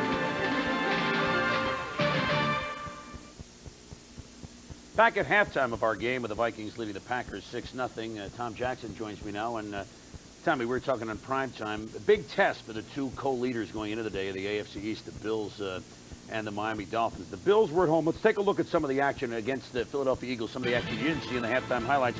And one thing the Bills do is pressure the passer. And mostly in the form of Bruce Smith, who today tied the NFL lead for sacks with 15. Here he comes inside. Heller tries to block Talley outside, and end up getting a sack on Cunningham from behind. You know what else they have, Tommy? Scoring capability. We saw the pass to Loft. This is Andre Reed, who turns a simple pattern into a touchdown. Well, and I think it speaks for the poise that Jim Kelly has shown in the pocket. You know, you've spoken of it. This guy has matured in the pocket, and I think what really has made him the quarterback that he is this year is he spots the blitz, spots the coverage, and is able to go to that second, third receiver, get the ball to him quickly, enable him to run with it. You know, one thing that people have missed about the Buffalo Bills, they are not the Marv Levy offensive, Tim Marchibroad offensive a couple of years ago will run Thurman Thomas and maybe will pass a little bit. I mean, they have McKellar, a better receiving tight end there. They have the venerable Lofton. They have Andre Reed.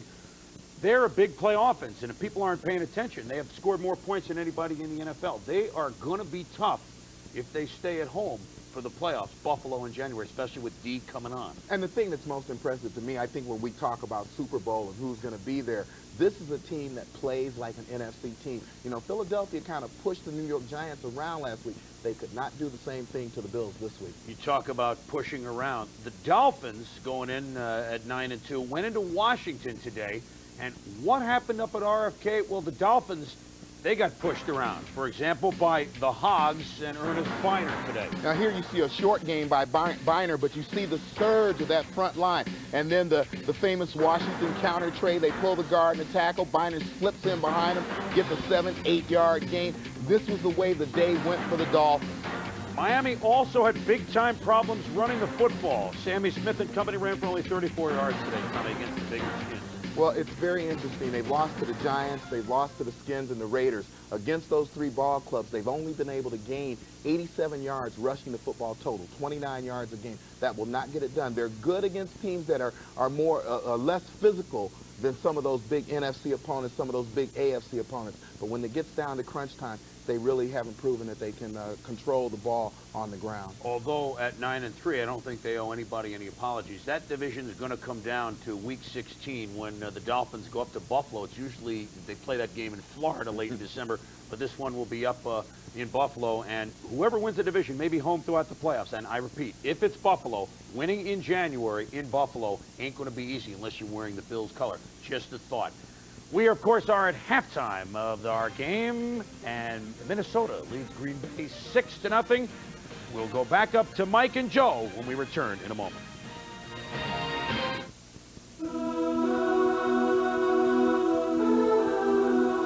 Recently, Acura introduced what many have called the greatest sports car the world has ever known.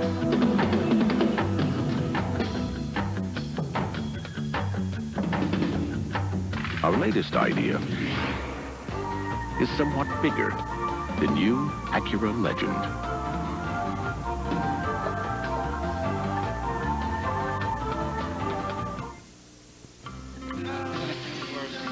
Our bike business has never been better. So one day we just looked at each other and knew it was time to go public. Your auditor gives us an accurate picture of your capital needs. When are we going to hear it? It takes time. All right, my friend. Off to New York, guys.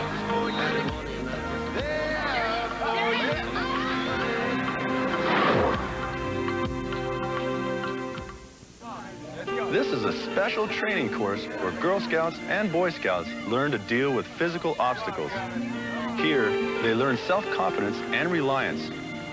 I'm Brian Noble of the Green Bay Packers, and I got a very personal reason for working with these young people as a United Way volunteer.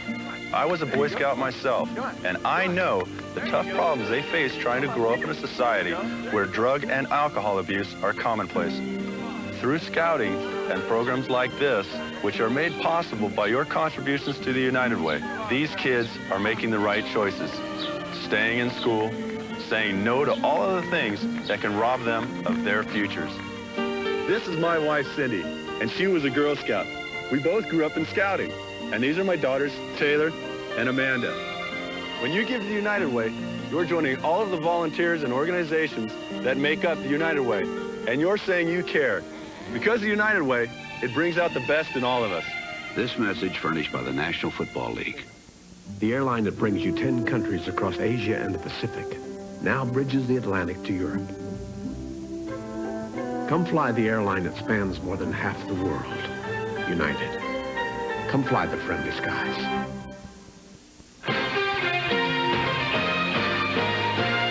This portion of halftime is brought to you by Acura Automobiles. Experience precision-crafted performance. Welcome back to the Metrodome in Minneapolis, everybody. Mike Patrick along with Joe Theismann. We have a 6-0 halftime score. The Vikings with a pair of field goals over the Green Bay Packers. Green Bay's been able to move the ball tonight. They've had a couple of big pass plays to Sterling Sharp, but it's been the 3 turnovers that's really done them in. It really has. It's inconsistency on offense. Anthony Dilweg, I don't believe, is taking advantage of the 3- and 5-step drop, get rid of the football. Got to give a lot of credit to Minnesota's defense and the job they've done putting pressure on them. Of course, Lindy Infante's offense does have a lot of options in it. It's, somebody said, a quarterback-friendly offense. Let's get into that a little bit. It is a quarterback-friendly offense. What he does is he sets up specific different types of pass plays. For example, we've diagrammed one here for you called the X smash route. And you'll see the X receiver. The halfback runs a corner pattern or a flag route. Now, on the next option, the X-man takes just 4 simple steps off the ball, not runs, and reads the technique. Then what he does, he has the option of running all the way across the field. If it's man-to-man coverage, try and get the defensive guy behind you. Or he can come down a few steps and then head on back out after he sits in that area. And this is really what Mike meant by quarterback-friendly, is it always gives you a place to go with the football on that side of the field. You don't want to have to go from left to right. You want to stay on one side of the field. I would think that the Pack's going to use that a lot more because of the pressure that the Vikings are putting on Dilweg.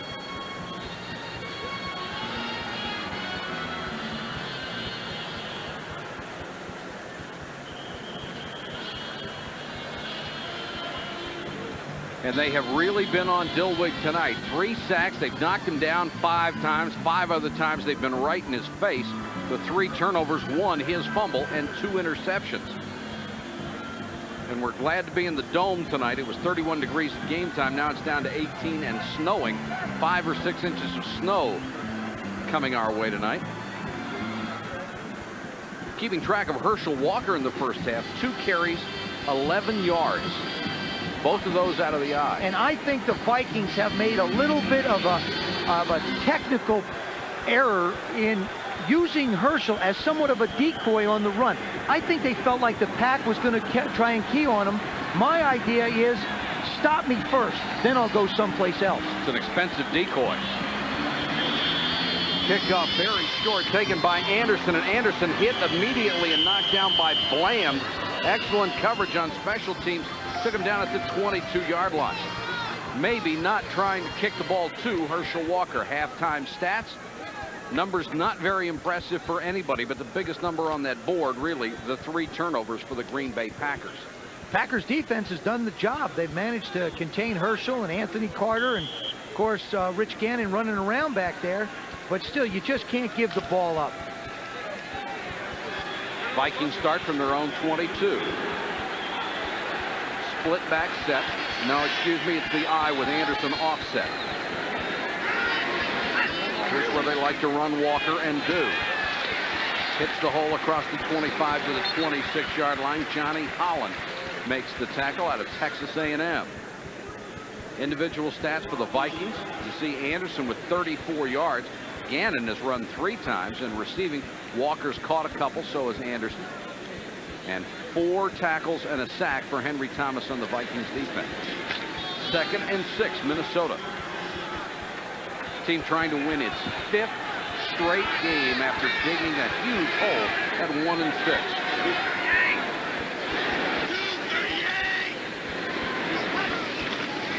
Walker on the toss.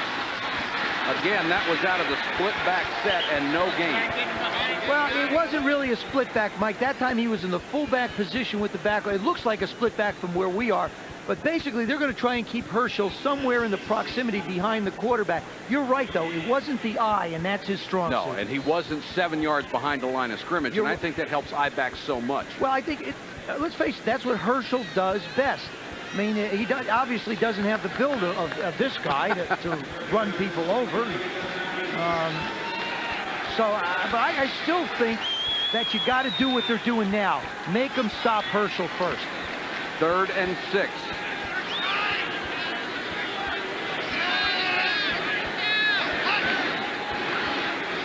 Four-man rush. Gannon throws complete to Carter. He's belted out of bounds by Leroy Butler, but it's a gain of 14 and a first down. Nice read by Rich Gannon. He had the 3 receivers to his right. Anthony Carter was singled up one-on-one. He found and read the one-on-one coverage, made a nice throw, and got the ball to him. Carter, when you talk about him, you put him in the same class with Rice and Sterling Sharp. Leroy Butler trying to cover him. See, he just had Leroy Butler turn completely around. Really smooth. Nice little tippy toe, keep the feet in. His best game this year came in the first meeting against Green Bay when he caught 9.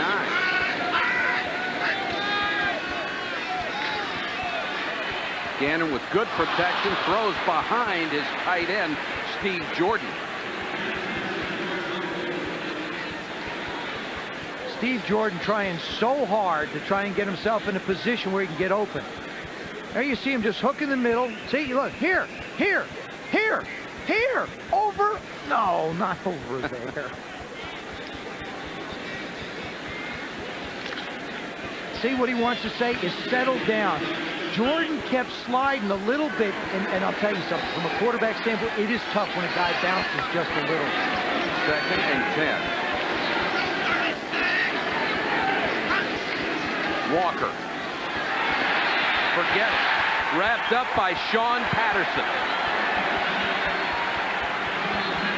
The Packers said if they can get Herschel to run east and west instead of north and south, they can stop him in the backfield, and they've done it. They want to keep him on his side of the line of scrimmage. This one coming at lower right side. See what I mean by east and west? He starts up a few steps and then has to head for the sidelines. That is not Herschel Walker's strong suit. He is not a runner who can start that way and cut up. He needs a little bit of room, a little bit of space to get himself running. He's actually what one would call a space runner. 3rd and 13. You give him a seam, he's gone. 5 carries, 12 yards tonight for Herschel Walker. 4-man rush and pressure. Gannon on the run, got it to Anderson to the 46-yard line. That's going to be shy of a first down, and they'll have to punt it away. You got to use your head in a game like this, and that's what Rich Gannon is doing. You got the lead. You know, you got a lot of yards to pick up. All you want to do, move the ball up where the punter can get the offensive team of the Packers back deep. Let your defense go out and do what they've been doing. Packers did a nice job that time with a lot of pressure on only a 4-man rush.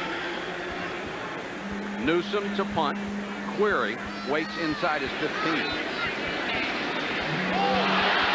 And it's blocked. Newsome bobbled the snap. It's picked up by Tiger Green. Touchdown.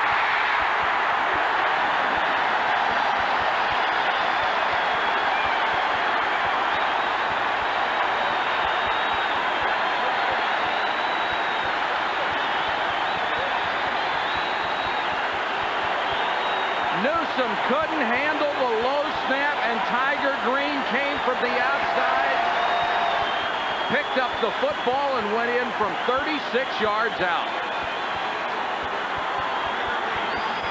The last time Newsome had a punt block, it was against Green Bay 2 years ago by Tim Harris. And all at once, a mistake, a turnover, the thing that killed the Packers in the first half, has hurt the Vikings. One simple muff of the ball gives a guy a chance. Here it is. Over there. Right over there. He's just going to come around. By the bobble, gives him enough time. Watch Tiger come around the corner. Just gets a bump. That ball should have been gone. He just absolutely smothered it. Chris Jackie for the lead. And the Packers are back 7-6 on top of the Vikings. We'll be back to the Metrodome in a moment. We've placed these two similar 4x4s in this swamp to see if there's any real difference. Sure, they both have lots of luggage space, plenty of room for 5. I don't think the Gators haven't noticed, but only the Isuzu Trooper has auto-locking hubs, so you don't have to get out to get into 4-wheel drive.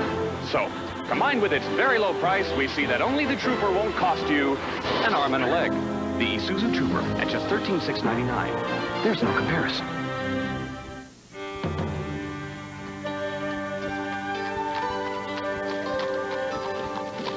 Travel along this road after a rain, and you'll not only see the green, you'll smell it. Legend says take it in just once, and that fresh, clean feeling will last the rest of your journey. There's a bit of this in every bar of Irish Spring. Ah, the lasting fresh scent of Irish Spring deodorant soap. The Irish never quit.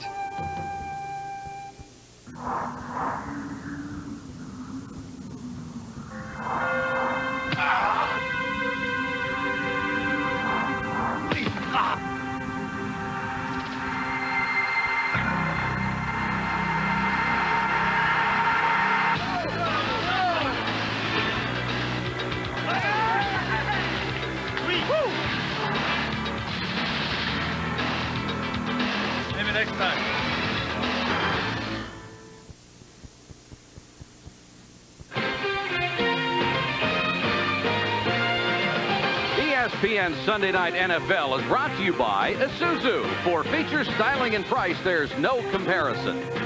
And by Irish Spring Deodorant Soap. The Irish never quit. That's the capital of the state of Minnesota in St. Paul, modeled after the nation's capital in Washington, D.C. Kicking off from the 30-yard line after a 5-yard penalty. This is Herschel Walker.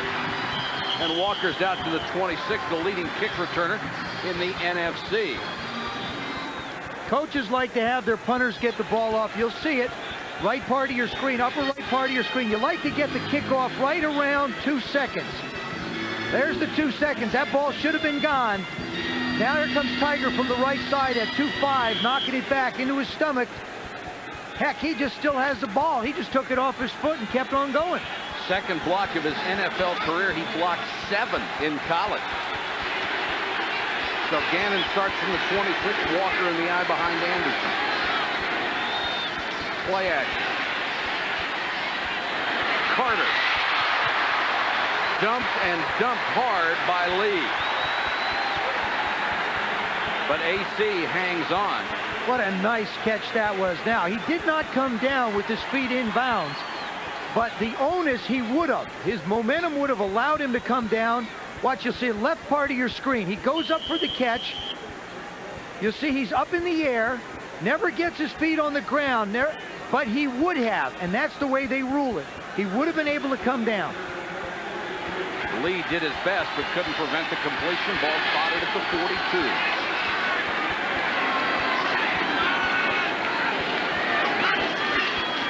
Walker takes a shot as he crosses the 45 to the 46-yard line.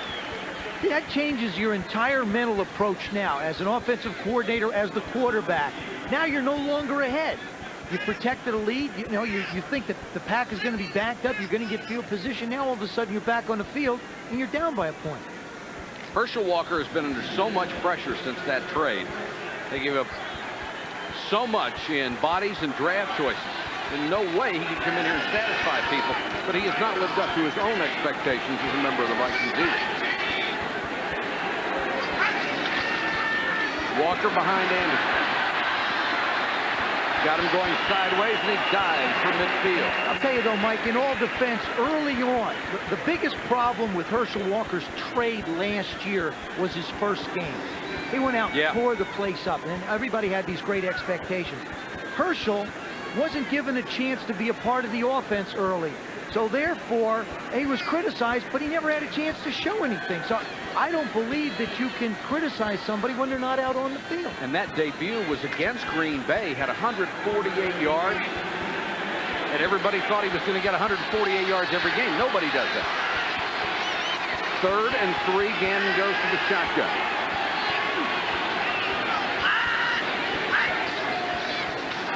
Rice on the delay.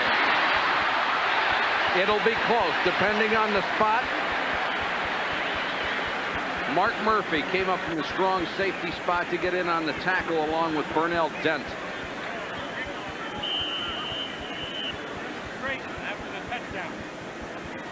I think he made it. Here it is, going to come at you, lower left side.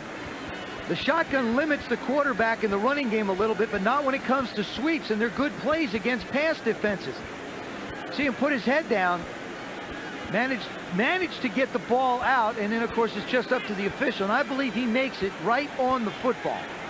He's going to have it right in the middle of the ball. Yep. Well, the eyes haven't failed yet, have they? Put that baby right down the middle, he did. See, you hear that Viking horn? Remember, Tim Harris said when he comes up here, his goal is to make sure that that horn doesn't blow. He hates that. And that, too, he doesn't like. Harris is great. He tries to talk to get other people out of their games. A lot of time it works. Tremendous athlete.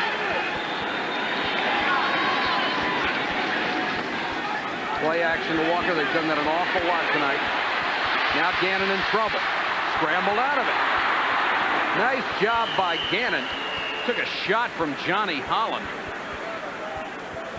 Good job by the Packers secondary, too. That was a play-action pass. They tried to drag Jordan underneath, get him involved in the offense a little bit. Linebackers got back, reacted very well.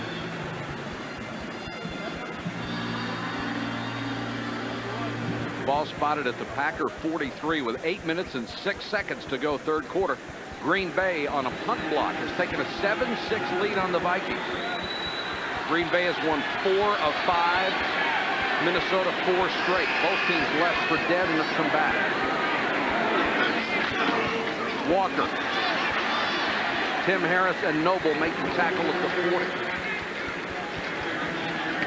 Well, there's Mike Lynn with the glasses looking at his prize project. Of course, Mike Lynn at the end of this year will no longer be general manager, although he will be a member of the board of the Vikings and a voting trustee. So he'll still have say. Going to go over and, as he is now, run the World League. Interesting, too, in the World Football League, the instant replay is not going to be there, and it's not going to be there, from what I understand, for the purpose of speeding up the game.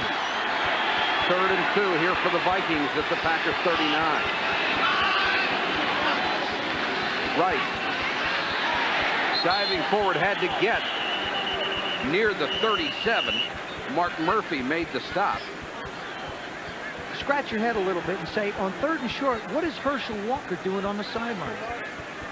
Jerry Burns has decided that he wanted to platoon his backs to get everybody involved so the morale would stay up. So he puts Walker and Alfred Anderson together. He likes to play DJ Dozier with Cedric Smith, and he likes Alan Rice to be his third down back. All 5 of them contribute. To go back to Mike Lynn for a moment as they check the measurement. Of course, Lynn said during the time that they were making the trade that he thought there was one missing piece as they have the first down. One missing piece to go to the Super Bowl, and that was a dominant back like Herschel Walker, and he goes out and makes the trade. So Lynn put an awful lot of the pressure on Herschel Walker because he stenciled Super Bowl on his chest when he came in here. I mean, there's no question. You can't blame Herschel Walker. He wasn't running well by his own admission. But certainly no one football player is ever going to live up to that kind of a deal. And the great thing about Herschel, he is definitely his own man. 1st and 10, Walker goes to the eye. And movement in the offensive line. Number 65 left tackle Gary Zimmerman got a little antsy, tried to get off the ball. Ball start, 65 offense. Of course, the one thing the trade did, if you win the Super Bowl, that's fine. Everybody applauds and says it was worth it. But you don't win the Super Bowl and you give up these draft choices. No 1st or 2nd in 1990, no 1st or 2nd in 91, no 1st or 2nd in 1992. And that is not a way to keep a team at the top of the league standing. Yeah, but if your team is not a bad ball club and win a lot, they're not going to have a lot of high picks anyway. 1st and 15. Gannon, good throw. Walker trying to get to the sticks, and it looks like he made it at the 28-yard line. Fine effort by Walker that time with 3 tacklers on him, a gain of 15. That's how you try and get the ball to Herschel Walker. Screens, split him out, let him utilize his speed, scare somebody. Excuse me, scare somebody. Sorry. And he is a good receiver. Left part of your screen. Gannon moves back, steps up in the pocket, and just fires it out to the sideline where Herschel's just hanging out. Does a good job of, look at it, all those shots, and that ball is still tucked real tight to his body. Took 4 guys. He had fumbled 4 times and lost them all earlier in the year, which is also a concern. And it is the first down. Good drive by the Vikings here. Anderson, cut back. Nice job by Alfred Anderson. Gets to the 19-yard line. Brought down again by Mark Murphy. Excellent block by Tim Irwin, the right tackle. And by Herschel Walker. You know, we talked about his that little bump block before. Watch this. He comes in motion. Look at that. Huh? That is a pancake. Yes, a pancake. He got him down. It counts. It is a pancake. Now he's got a bumpy block and a pancake block. 1 for 1. Approaching 4.5 minutes of the 3rd quarter, 7-6 Green Bay. And movement again along the line. And this one will go against the Vikings. Mike Patrick and Joe Theismann with you from Minnesota. Both of these clubs trying to stay alive in the wild card race. Ball start, 64 offense, 2nd down. 2nd penalty of the night called on Randall McDaniel. And the Vikings really believe they are set at guard for years to come with McDaniel and Kalis, both out of Arizona State, both drafted in 1988. McDaniel a 1st round, Kalis a 4th. And then you put them in there with Zimmerman, Irwin, and Loudermilk, you've got a good line. 2nd and 6. Anderson diving across the 20 to about the 19-yard line. They need to make the 17 for the 1st down. Tim Harris in on the tackle again. Nice mixture of plays by Tom Moore and his staff. Spread Herschel out, move him around, keep him in the eye, give the ball to Alfred Anderson. Gannon making some good plays, that athletic ability of his. When he came out of school, everybody wanted him to be anything but a quarterback. Wanted to be a defensive back, running back, but he said, hey, look, I'm going someplace where I can play quarterback. That's why he did not stay with the New England Patriots. 3rd and 2. Herschel. 4th down. Robert Brown, the first man to get their number 93 out of Virginia Tech. That guy has played in every game for the Green Bay Packers since he got here in '82. That's Tim Harris on the ground. Looks like he might grabbing his knee. Oh, he also has a cramp from the looks of it, too. Boy, sure don't want to see that. 3:16 to go in the third quarter. We'll check on Tim Harris when we come back. Ripley's Believe It or Not. Introducing the all-new Edsel. Described as a car sucking a lemon, the greatest blunder in automotive history cost $250 million to launch, but the public simply didn't buy it. Believe it or not, Stephen Vincel Honda has over 391s in stock. 91 four-door Accords with Air start at only $12,499. 91 four-door Civics start at $85,99 only at Stephen Vincel Honda. Believe it or not. It's a winner in paradise. Missouri Lottery wants to send you to Hawaii. All you have to do is send any losing Missouri Lottery ticket or facsimile along with your name, address, and phone number and watch a Sunday night NFL game on ESPN. We'll draw 5 lucky winners each week. These weekly winners will win free sports apparel and register to win the grand prize. A trip for 2 to Hawaii to see the Pro Bowl in February. Just mail your entry in any losing Missouri Lottery ticket or facsimile to this address and watch NFL on ESPN each week to see if you have won. One lucky winner will send Winner in Paradise when we draw the winner on December 23rd. Family Channel's hits are hot. Rin Tin Tin, Canine Cop. Wholesome, spine-tingling adventure. Maniac Mansion. Wonderfully innovative and imaginative. Unlike anything you've ever seen. Border Town. Well-written and well-acted. Big Brother Jake. A half-hour haven of safe, clean humor. Zorro. The Family Channel's revival is terrific. The shows we make for you are making it. So make these hits yours every day here on the Family Channel.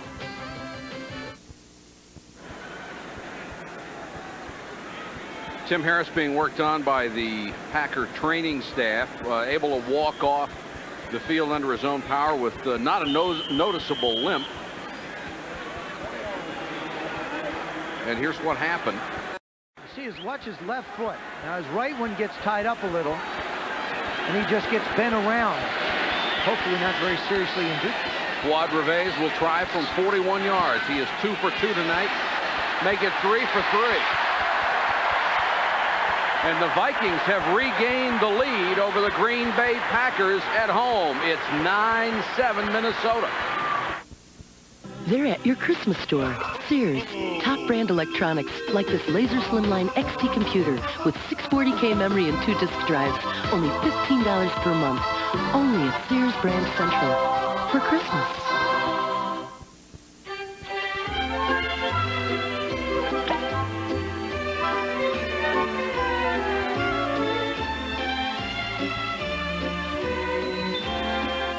Tots, the premium choice. What do we have here? Acute lower abdominal pain. I don't see any alternative.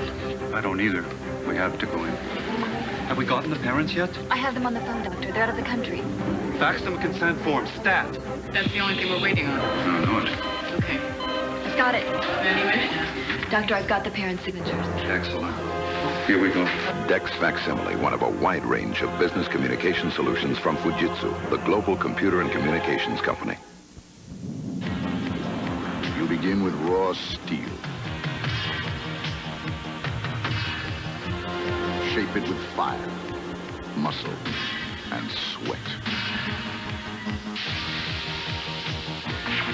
Polish it to razor-sharp perfection.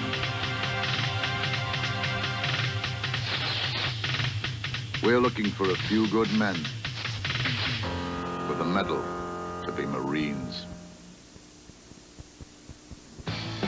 The year was 1961. JFK was in year 1. Roger Maris hit 61. Elvis was on top of the charts. And America was getting ready to twist again like they did last summer. The NFL unveiled a new franchise, the Minnesota Vikings, led by coach Norm Van Brocklin and a rookie quarterback named Fran Tarkington. The Vikings shocked the league by trouncing Chicago 37-13 in the season opener.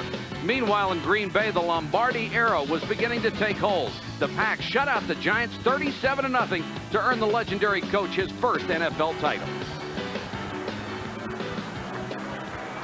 And Jerry Burns now seeing his club going back on top, 9-7 with 2:57 to go in the third quarter. Vince Workman takes the short kick, tries to go to the far side all the way across the field, and can't make it. A flag is down as he's tackled at the 16. Merriweather was down there on special teams, and we'll check out the penalty. That is a ripe play for an illegal block or a clip when you go all the way across the field. This, incidentally, with 2:45 to go in the third quarter, will be the first offensive play the Packers have had in the second half. I'm going to go out on a limb and say that in this quarter... Illegal block, number 23 on the return. First down. The Vikings are probably leading in time of possession. What do you think? It's a real short limb you went out on. That's it. And they'll back it up to the 8-yard line. So even though Green Bay took the lead in this half, they did it on the defensive play when Tiger Green, who was just called for that penalty, blocked the punt and ran it back for a touchdown.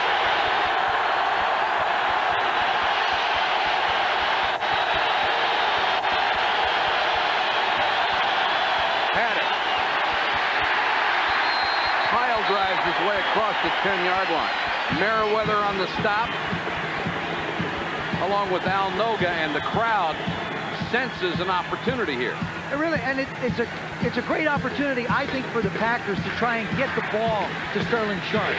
When you're backed up, you put so much pressure on the defense to defend over close to 90 yards. If you can buy yourself a little time, you can get Sterling Sharp open.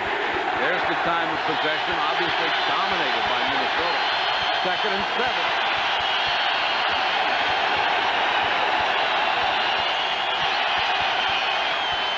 Again, nothing this time. Got back to the line of scrimmage. A little pushing and shoving as the Vikings are really fired up on defense. Nice job by Al Noga and Ken Clark coming in from the left side. They got a great jump off the ball, got penetration into the Packer backfield, and just absolutely stuffed the runners. Give Haddock a loss of a yard on the last play, bring up 3rd and 8. Henry Thomas making sure that the ref spots the ball in the right place. Don't give them any more than they deserve. Green Bay only 2 out of 6 on 3rd down tonight. 3rd and 8.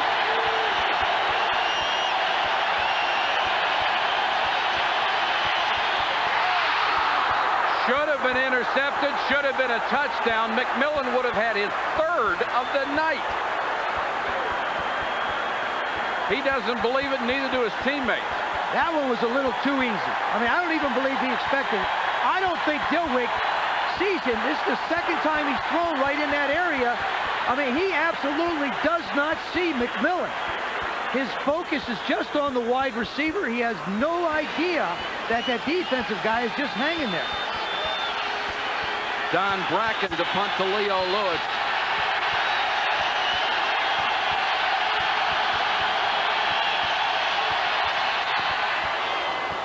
Good kick by Bracken under pressure. Lewis, fair catch at his own 44-yard line. When he needed it, Bracken got off a 46-yard kick with no return. We have 1:03 to go, third quarter. 9-7 Minnesota. Hi, I'm Frank Lita with 500 cash that says I've got the lowest Honda prices in town. It won't cost you a dime to find out. Shop around and then see Frank Lita Honda. We'll prove it. Our selection's as good as our prices, the best in town. And we're the easiest to get to, minutes from anywhere, on St. Charles Rock Road between Lindbergh and 270. The best price, selection, location. It's why you just can't beat a Frank Lita deal. Right, gang? Right, Grandpa! If you're as old as this car, have we got a deal for you? You see, when you insure your car with shelter insurance, you may qualify for preferred rates for those 48 and over. With the Platinum Shield, you'll get the same personal service you've come to expect.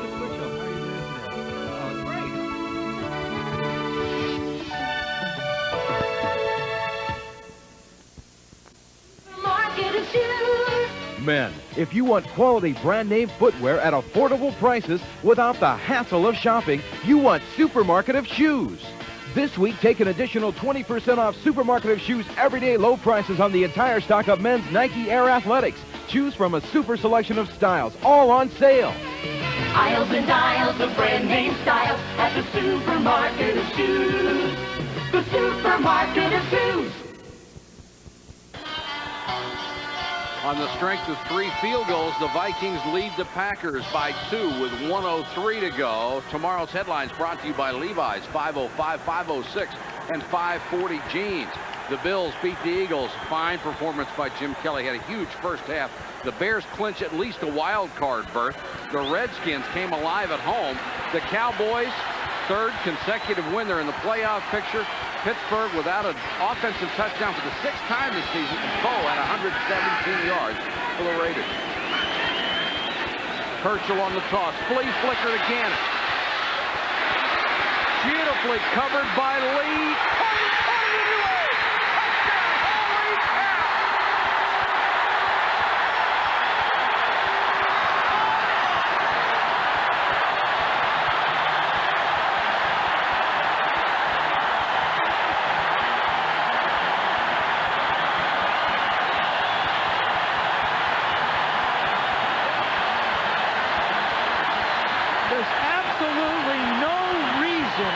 For Rich Gannon to throw that football. The quarterback, Mark Lee, was no way fooled at all. But when you get a hot hand, and we saw it, he did the same thing last week against the Bears. He puts the ball in the general vicinity of Anthony Carter, and it's a touchdown. Carter with his 8th touchdown catch. It is being reviewed by instant replay to see if the ball hit the ground. Mark Lee never bit on the flea flicker for 1 second. He had brilliant coverage, but what a play by Carter. Ball goes right back to Herschel. Now Gannon just fires this thing up. This is just having confidence in somebody. Mark Lee is going to make a play on it right here, but Carter, the ball never hits the ground. It hits his hand. What a sensational catch. That's a touchdown, folks. And the extra point team is standing on the field watching the replay, and they all applauded. What a catch. Anthony Carter, unbelievable. He said he got off to a slow start this year because he wanted to justify. After further review, the play stands.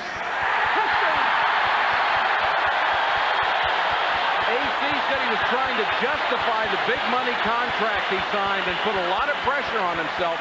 That's why he got off to the slow start, but that's the kind of receiver he can be. He made a 56-yard touchdown pass out of nothing. And he's done it a lot this year. Nothing's come easy for him this year. Reves for the point after. Drills it. This is the old flea flicker. It's designed to fool the secondary and hopefully get somebody. They're going to give Herschel the ball back here. He's going to turn around. Gannon's going to get it back. Carter's going to go down, but Lee never absolutely fights at all. He's gone. He's gone with AC. There's the pitch. Now it goes back. Look at AC's got to run to catch up to Mark Lee. He just puts his hands out. The ball gets batted around, and what a sensational grab. Unbelievable. What a catch. Almost had it once. Look at this. Memories of Lynn Swann against the Dallas Cowboys. 4 catches, 96 yards, and a touchdown. And now the Vikings have a little breathing room, 16-7. Keep in mind, the Packers have not scored a point offensively. Their touchdown came on a blocked punt. They've run 3 offensive plays the entire 4th quarter. Jerry Burns just saying, are you kidding me? Look at that emotion. Look at that emotion. Unbelievable. He said it as well as anybody.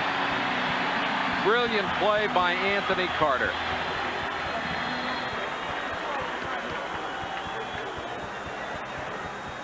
And now Green Bay is going to have to regroup with 54 seconds left in the 3rd period.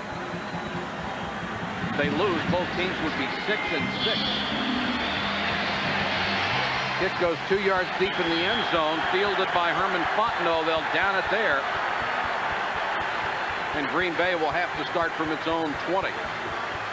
Hope you'll be with us next Sunday. Our NFL coverage starts with game day at noon Eastern time, a preview of all the action, then a recap of everything at 7 Eastern on prime time. And then we'll be in Miami for the Dolphins and the Eagles, 8 o'clock Eastern next Sunday night. A couple of teams almost certainly to be seen later in the playoffs, and we'll get to take a look at Cunningham and Marino, and something we haven't seen in recent years, and that's a Miami defense, although they're beating up pretty good today. Yeah, but they're playing real good football. Dan Marino's got a little bit of a running game to help him out. Actually, a very good running game to help him out a little bit now.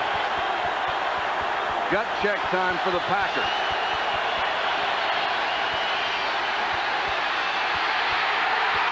They got him, and it's Ken Clark, the 13-year veteran nose man, who made the sack. Ken Clark has really come into his own. Talking to Henry Thomas about Ken Clark, he said, you know, with Keith Ballard in there, Keith comes off the ball so quick, I'm always trying to catch up to him. With Ken Clark in there, we come off the same time, and we can work our games a little bit easier because we get off the ball the same time. That's the 47th sack against the Packers. That's the worst in the league. If the name Ken Clark sounds familiar, it's because he was a great player. Earlier in his career with the Eagles, he was their MVP in 1984. Second and 19. Gilwig under pressure again, has to throw it low. Intended for Kemp over the middle, and he took a belt. Ken Clark and Dolman pressuring him again. Well, they just pin their ears back and go. Dolman coming in, Clark doing a great job as well at front. The thing about it is the Vikings can put so much pressure on you with just 4 people. Very seldom does Floyd Peters rush. If he does, 5, another linebacker. But he just turns those 4 guys loose up front, drops 7 back in coverage, and makes your life miserable if you're a quarterback. Tough situation for the Packers here, 3rd and 19. Pressure again, knocked it away. Noga in the end zone. What's the call? Touchdown.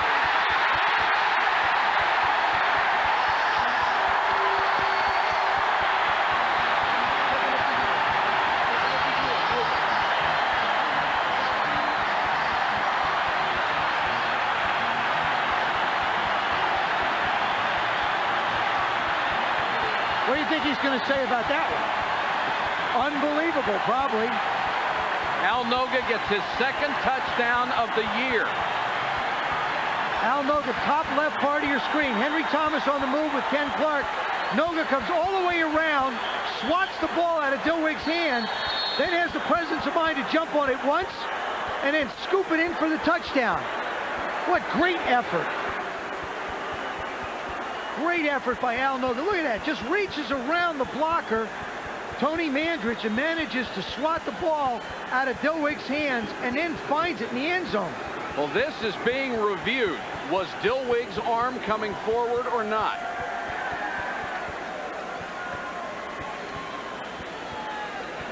Boy, that's so close. I mean, it's back, and it actually, in truth, it looks like it is starting forward. See how it starts to come? Well, see, it's just starting to. How do you call that? Well, if it starts, the rule is very, very cut and dry. If the arm starts forward and he has the ball in his hand, then it's an incompleted forward pass. Well, it's all up to Al Sabato now, and he is calling down his decision to the field. It's a touchdown or an incomplete pass. I think he's got to let the play stand. Play official, the play stands. Fumble, touchdown. And Lindy and Foddy just beside himself. Turnovers have killed the Packers. Got to be conclusive. In that case, you just couldn't quite tell whether the arm started moving forward before Al got his hand on it. You're right, and in that case, it's the only call he can make. Revays for the point after. He's got it. And the Minnesota Vikings extend their lead. Noga with the big play. Al Noga on the sidelines explaining to the guys, saying that's how he did it.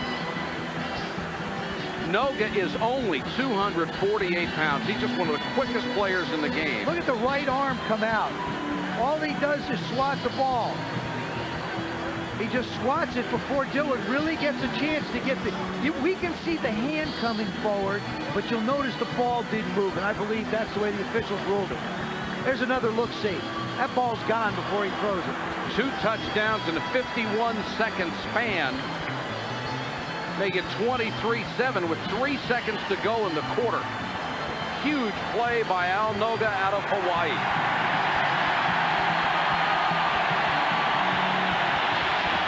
And not bad pass protection by Mandarin, who's done a good job all night long. Just a great effort. Boy, that tells it all. 2 interceptions, 2 fumbles. 18 interceptions on the year for the Vikings, and a tough night for Anthony Dilweg, who's been under a lot of pressure. And the 4 turnovers have led to a touchdown and 2 field goals.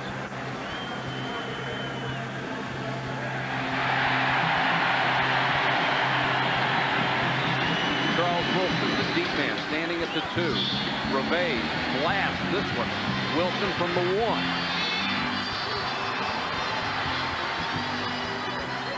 Taken down at the 24-yard line. Darrell Fullington down on special teams for the Packers, and Wilson wanted a penalty on that. It looked like somebody got his face mask, but they're not going to make the call. At the end of the 3rd quarter, the Vikings getting some breathing room over the Pack. The Toyota versus the Isuzu standard pickup. If Earth were invaded by giant reptiles, which would be better prepared? Get out of here! Well, first of all, the Isuzu gets better mileage than Toyota. That's helpful. Plus, it has the biggest payload in its class, so it can carry more.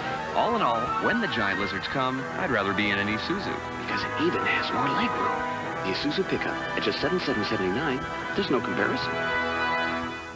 Life, take 1.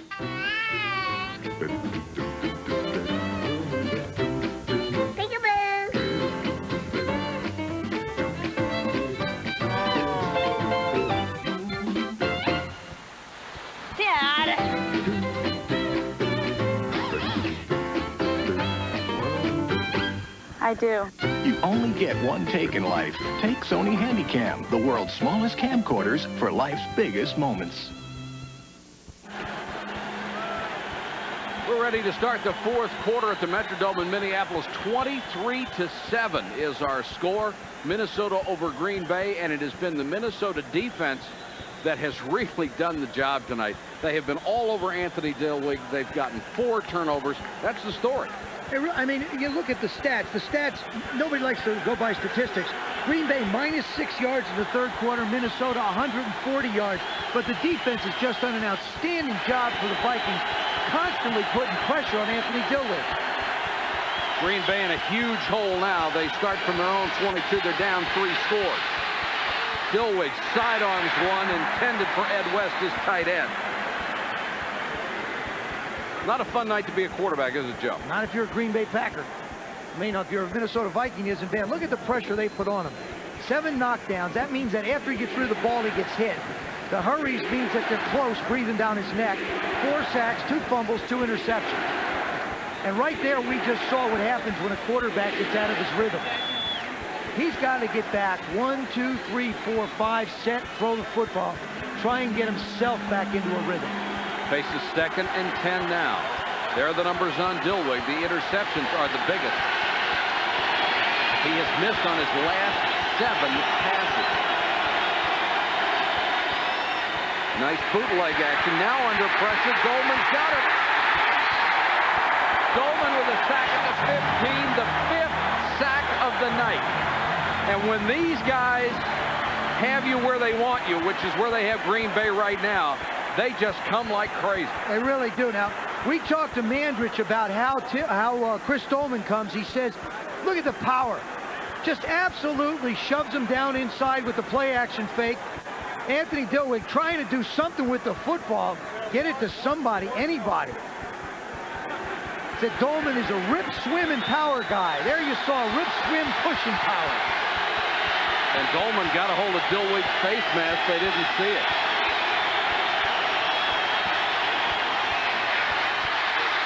Forced out of the pocket again. Launches it downfield, complete across the 34, almost the 35-yard line. A gain of 20 to Sterling Sharp. Boy, Sharp just loves to play. Big smile on his face. He's out there with broken ribs, had torn cartilage on the other side of his rib cage. You know, you bring up a real interesting thing. You said he loves to play. Here's a guy who loves to practice. The only way you become great in this game is not on Sunday nights or Sunday afternoons or Mondays. You become great as a practice player. That's what the guy is. That's what he said he's missing. He's missing having the fun during practice when he's hurt. The huge play there. The gain of 20 gives him the first down at the 35.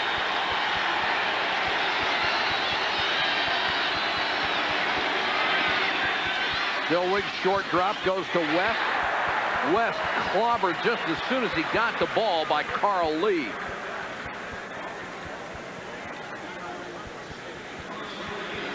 Lee's been to 2 straight Pro Bowls as a starter. There's more Pro Bowlers on this team than you can take 3 or 4 other teams. You can't get as many guys. Yeah, and from every position. Yeah. You know, the defense, the defensive line, the defensive secondary. You got Browner and Lee. You got Dolman and Millard. Offensive line. That's right. Zimmerman. McDaniel. Wade Wilson. Walker.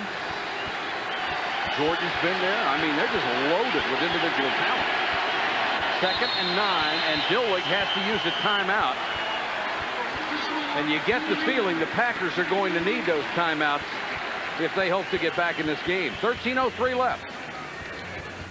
Look into the sleek design of the Sterling 827 SLI, luxuriously appointed with handcrafted wood, rich in supple Connolly leather. And right now, a Sterling 827 SLI is a most prudent investment. British performance and athletic handling with the finest, most affordable financing starting at 0%. Or lease a Sterling SLI with maintenance included at no charge. No matter how you look at it, it's time to see what it's like to drive a Sterling SLI. Okay. But just suppose another tornado rips up our Meadville plant. Then what? Or suppose we have a string of accidents, like we did in '86. Suppose I get sick again. Would another insurance company come through like the people from the Hartford? I doubt it. And after 14 years, this fella is not about to find out. ITT Hartford. When you need us most, we're at our best. Panasonic presents a new breed of smooth operator. The new Smooth Operator rechargeable razor unites the old-fashioned closeness of a warm, wet shave with the convenience and no-nick comfort of an electric. Don't try this with any plugged-in razor. Smooth Operator wet-dry razors from Panasonic. Smoother than you ever thought you'd be.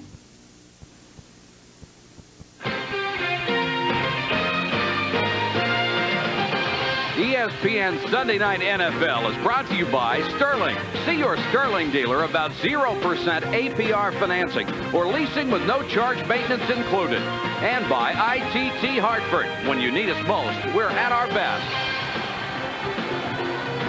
13:03 to go in the game. 23-7 Minnesota. Who does that look like to you? I didn't know Mike Ditka. I mean, you know, they won in overtime, so he thought he'd come up and see if the Packers lose, you know, the Bears clinch, so he wanted to be your first inning. I think they could have gotten him a better seat, don't you? Unbelievable how much he looked like. 2nd and 9 from the 36. Dillwig floats one. Carl Lee, and the flag goes down. Lee with coverage on Kemp.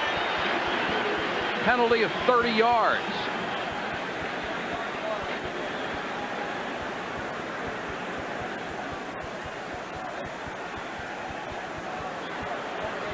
He must have run into him because the rule on face guarding, you have to wave your arms in order for that to be called.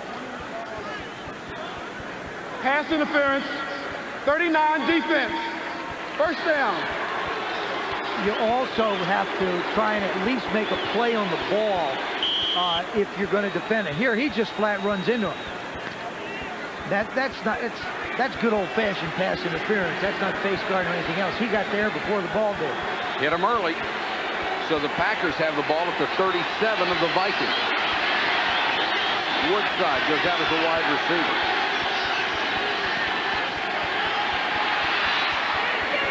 Dilweg throws one end over end, and Joey Browner picks it off. The 5th turnover, the 3rd interception of the night. That one was hit at the line of scrimmage.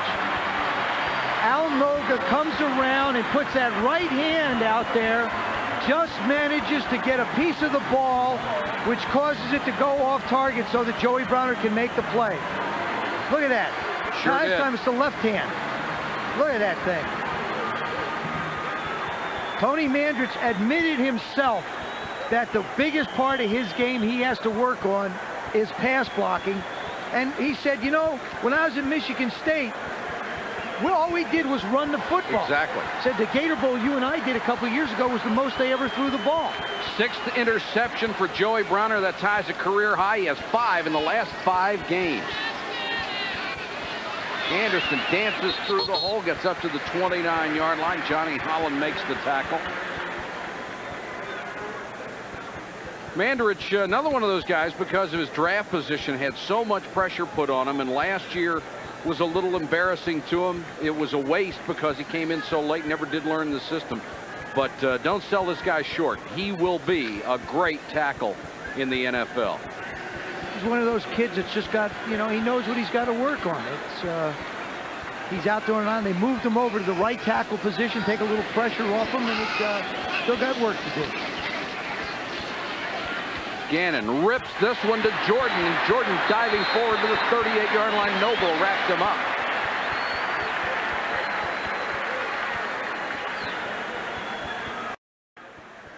Lindy Infante told us yesterday, we can't turn the ball over and we can't afford to get behind this team. The first 11 games, or the first 6 games, look what they did.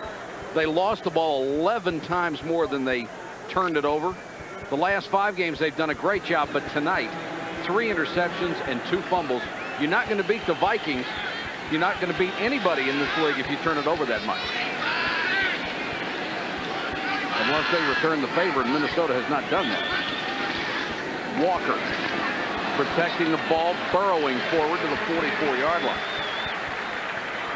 Minnesota would like to work the clock a little bit right now. We're under 11 minutes, and there is Joey Browner. Lost his mom about a month ago. Very traumatic for him.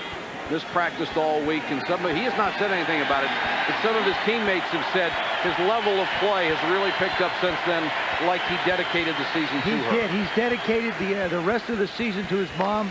First, she didn't want him to play, and then she became a big fan. He talked to her often. I know he missed her, and of course our sympathies go out to him. But boy, his level of play is just the best.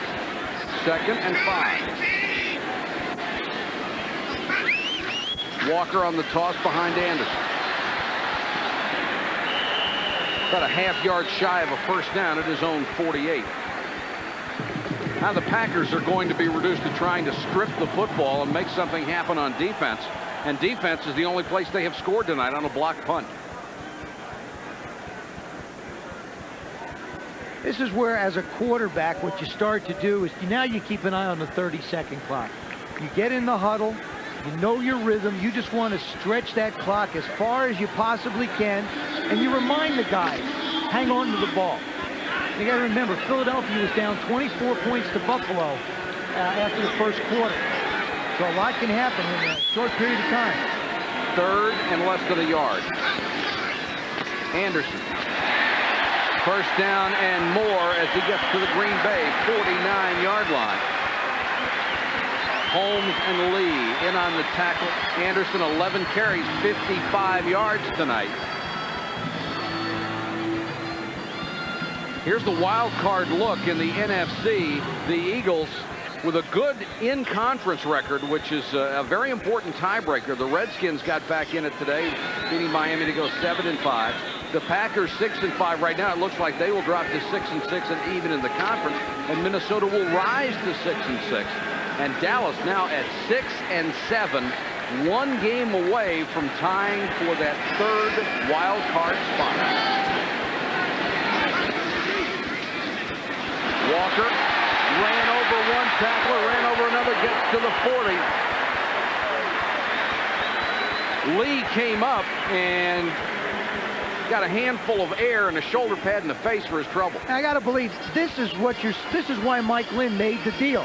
All right, maybe right now the Vikes weren't as dominant a ball club as they were last year, but see how he runs, see how he puts his head down with contact, then he lifts his head up again. Earlier in the year, he wasn't doing that. He was running with his head down a lot and not having a chance to see the tacklers. Now he keeps his head up more. Of course, when you're getting holes like that, you can keep your head up a little bit. And if you can put him in the eye, he is still a wicked runner. Anderson, the up back, gets the carry. Should have the first down inside the 38-yard line. Noble and Murphy been very active tonight, make the tackle again.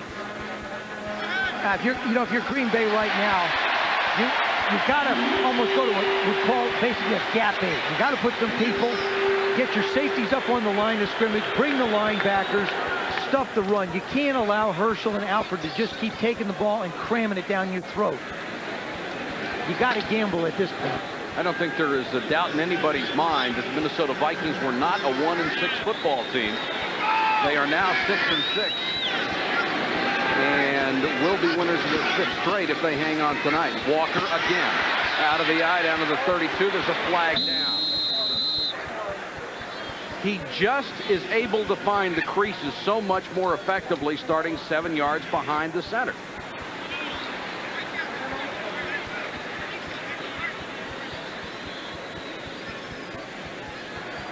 Holding, 69 offense.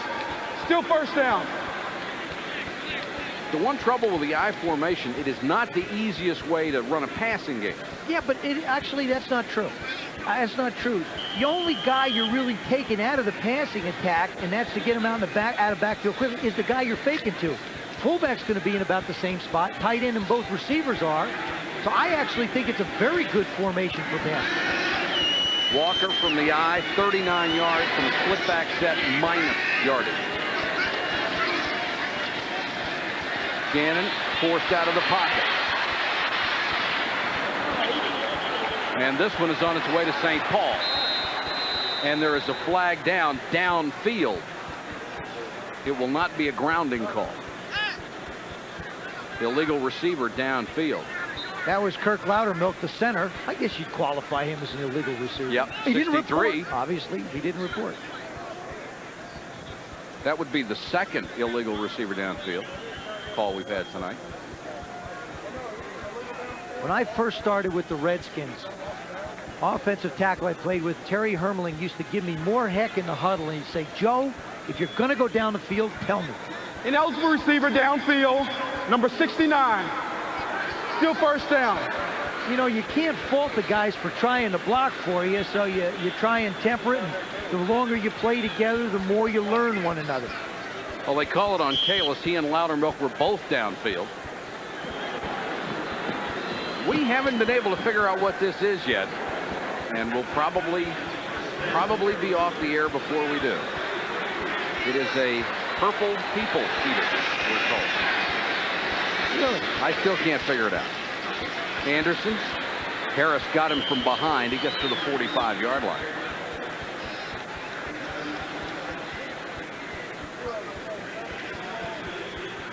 Clock ticking away.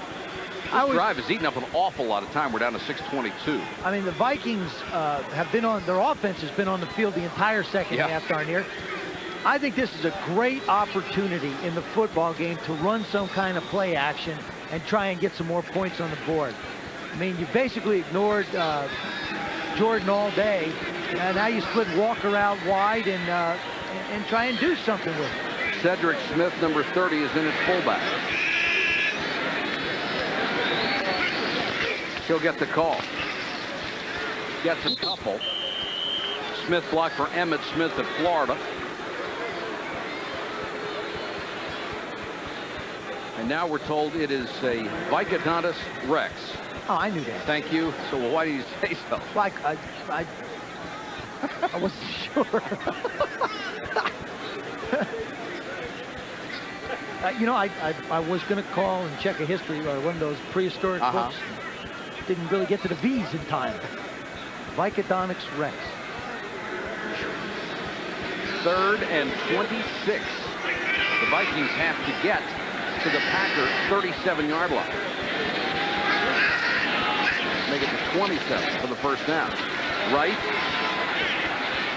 tries to cut it back into Packer territory at the 48-yard line. It doesn't matter that this drive did not produce any points. It took about 5 minutes off the clock. It accomplished what it wanted to. And you know something now? Everybody thinks, oh, well, the game is over. And people say, geez, you know, why do you leave your people in? Right now, it's very important for the Packers to get some kind of a continuity back in their offense. It's important for Dilweg to settle down and make some small completions, do what he has to do to get some rhythm going. Mikowski may not be ready again next week. We talked to him this morning on game day. So, I mean, you still have to keep that guy that's playing for you ready. I think it's also important for his offensive line to keep him alive until the game's over. Big rush. Newsom got it out of there. Query signals fair catch and steps up to the 13 to make the grab. 39-yard punt, no return. 4:15 to go in the ball game. Vikings 23, Packers 7. This game is brought to you in your local cable system by your neighborhood Chrysler Plymouth dealers. Stop by and check out the Chrysler Advantage.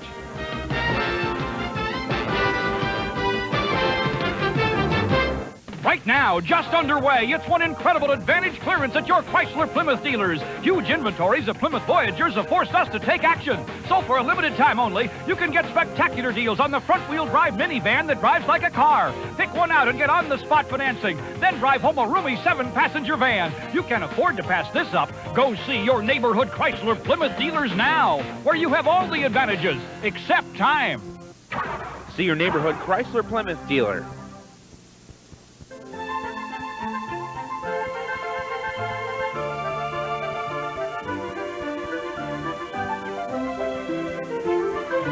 The new Casa.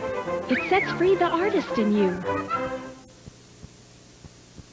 Fishers of Florissant Proline Sports is your one-stop sporting goods store for Christmas. And from head to toe, Fishers has you covered with a large selection of name brand athletic shoes, sportswear, and a full line of accessories. At our newly remodeled store, our experienced and knowledgeable sales staff will help you with your selection of the perfect Christmas gift. For service and quality, for competitive prices, with outstanding selection, your one-stop store for Christmas is Fishers Proline Sports, located 3/4 of a mile north of 270 in Florissant.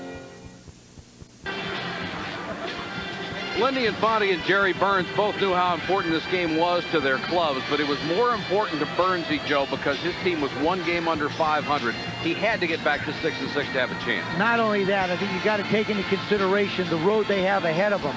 They got the Giants at New York, Tampa Bay, who won today, maybe saving Ray Perkins' job, which has been a big question mark. Then the Raiders at home, and then San Francisco comes in on December 30th. That is not an enviable schedule when you're trying to play for any kind of a playoff spot. They have to look back when they were losing. 3-point losses to Kansas City, Chicago, and Tampa Bay. I mean, 3 points to each of those teams. One game anyway can make a big difference. Packers take over inside their 15.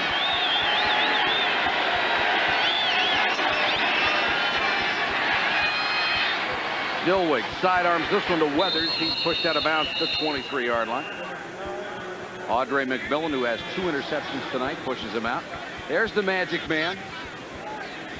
Anthony Dilweg was very candid about his position, and Lindy Infante has made no bones about it. That's the #1 quarterback for the Green Bay Packers. But Dilweg sort of puts it, I think, in a different light. He says they're paying him $1.45 million. They're paying me $160,000. Who do you think's #1? 1.5 every time. But this guy here, you know, he's playing right now to prove that he's not just a backup quarterback, that he can be a starter, and I think he can. He's played very well tonight, has been an exception. 4-man rush. Dilweg still looking from behind, and they got him. John Randall, number 93, gets in on the sack along with Dolman. And it's not a sack because he got back to the line of scrimmage. Nonetheless, a fine play by Randall. Chris Dolman continues to be a dominant defensive end or linebacker, whatever you want to call him. Look at that, up the field. Now look at the pursuit. He's running with the linebacker, and they catch up to Dillard. 30-yard flags are down. They'll stop the play. It was a first down. Excuse me. 77 offense. Still first down. Mandrich moved early.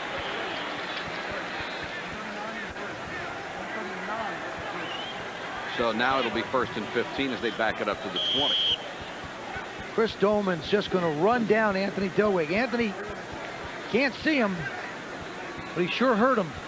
Remember when Dolman started as a linebacker? That's the way they drafted him, and they thought this was going to be a real success. He was a bust at a linebacker. They made him a down lineman. He's been an all-pro ever since. I played against him the first year he was a linebacker, and that was fine.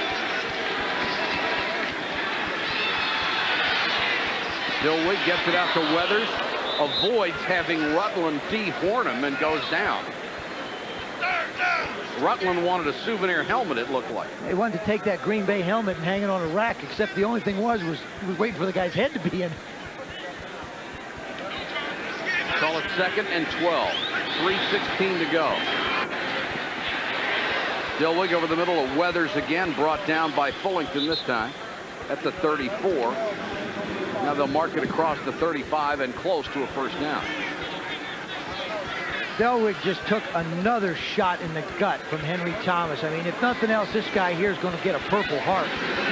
Coming into this game, and he had a rating of 92.7, and here is movement and flags go down. That 92.7 rating, if he had enough attempts, would be behind only Montana and Sims in the conference. So tonight you are seeing a different Anthony Dilweg than the Packers have seen while he's been playing for Mikowski. Ball start. 77 offense. Still first down.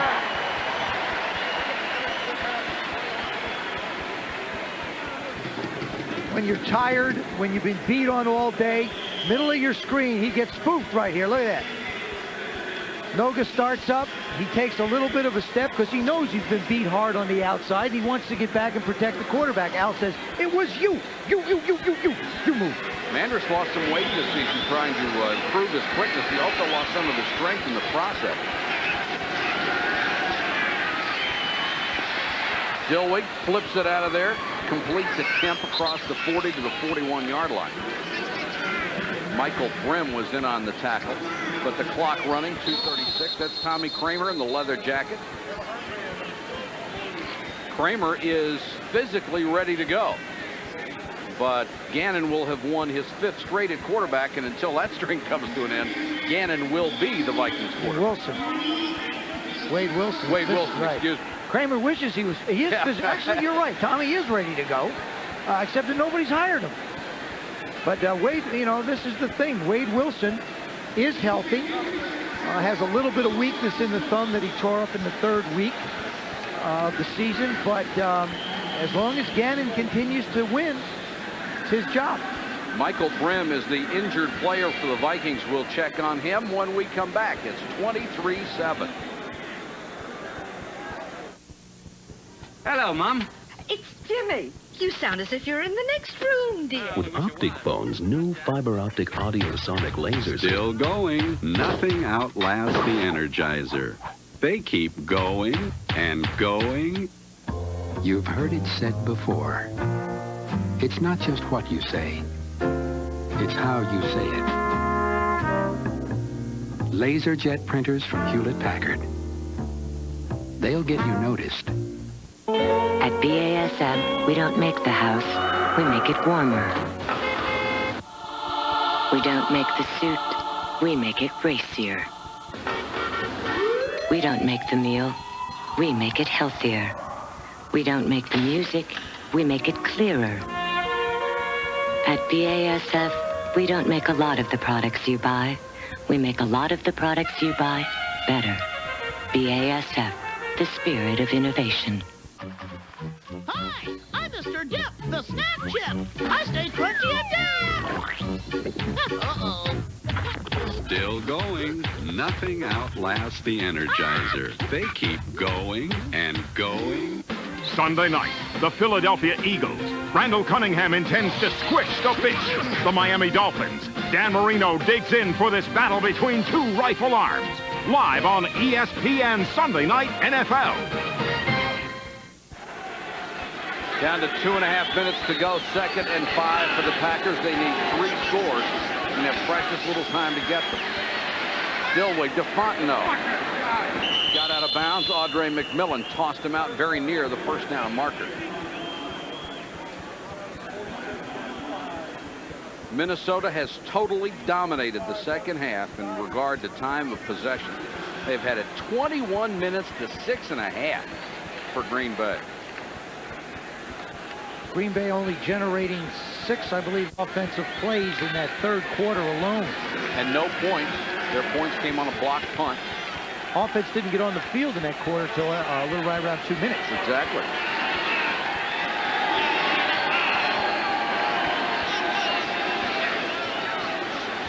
Three-man rush this time, and Dillwig has to dump it off to Fontenot again. Tackle made that time by the rookie out of Pitt, Alonzo Hampton.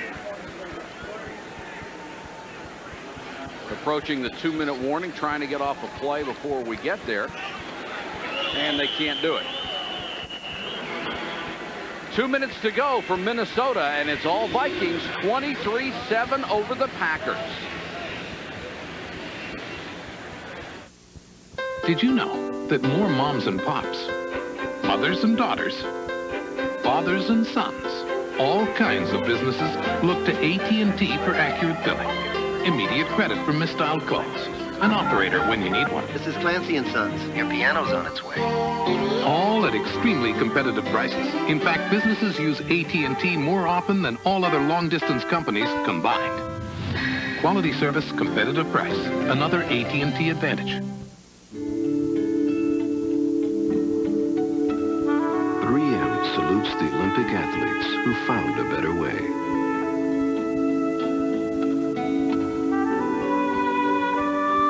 Whose ideas were so original, there's no going back.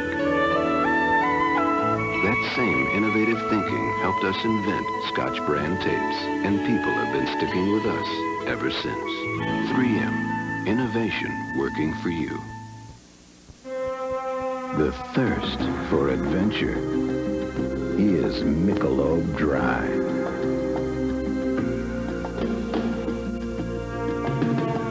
Refreshing beyond the ordinary. And once you've experienced the bold taste with no aftertaste, there is no going back. After the Pack of the Vikings, it's the 60-minute Sports Center. We'll have everything on Week 13, including the play by Randall Cunningham. We'll have a chance to look at it again. Our conversation is with Bill Parcells. We'll look at the Niners and Giants rivalry. I'm Bob Lee, Dan Patrick, and I right after the game. Mike and Joe? Thank you, Bob. We'll be standing by for all of that, and we want to take this chance to wish Jimmy Moore, our technical director, a speedy recovery, home watching the game, we hope, tonight, and feeling better. 2 minutes left, 2nd and 6. Green Bay down 23-7. Dillwig throws and throws incomplete at the 42-yard line. Take a look at the wild card scenario, the way it shapes up after this game. Philadelphia and Washington tied at 7-5. Then Green Bay and Minnesota now tied at 6-6 for the third spot. Dallas only one game back in the loss column at 6-7. Right now, Green Bay with a slight edge over Minnesota in the tiebreaker. And what a great job Jimmy Johnson's done in Dallas. I mean, you're looking at, I think, potentially what should be the coach of the year. And with the deals he made for Walsh and Walker, getting all those draft choices, executive of the last two. And Dallas gets a bye next week, the perfect time to heal them, to get ready for the stretch run and maybe make the playoffs. Fontenot in the flat. Tried to get away and couldn't stop at the 49 by Carl Lee. And Fontenot hurt himself.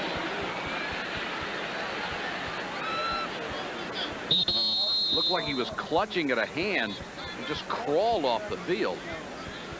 And now being attended to on the sideline. And Green Bay takes a timeout, their second. Tries to plant and come back. Looks like he gets that hand down. And hard to tell exactly. He's in a lot of pain right now. Uses that left arm to support himself. Lee comes up to make the tackle. Ended up a lot of weight on his wrist and his elbow. Being attended to on the sideline. Fontenot out of Louisiana State, playing in his 6th season and has become a third down pass specialist for this club. Played in Cleveland for 4 years before coming over here. 4th and 7. Green Bay, of course, will go for it from its own 49.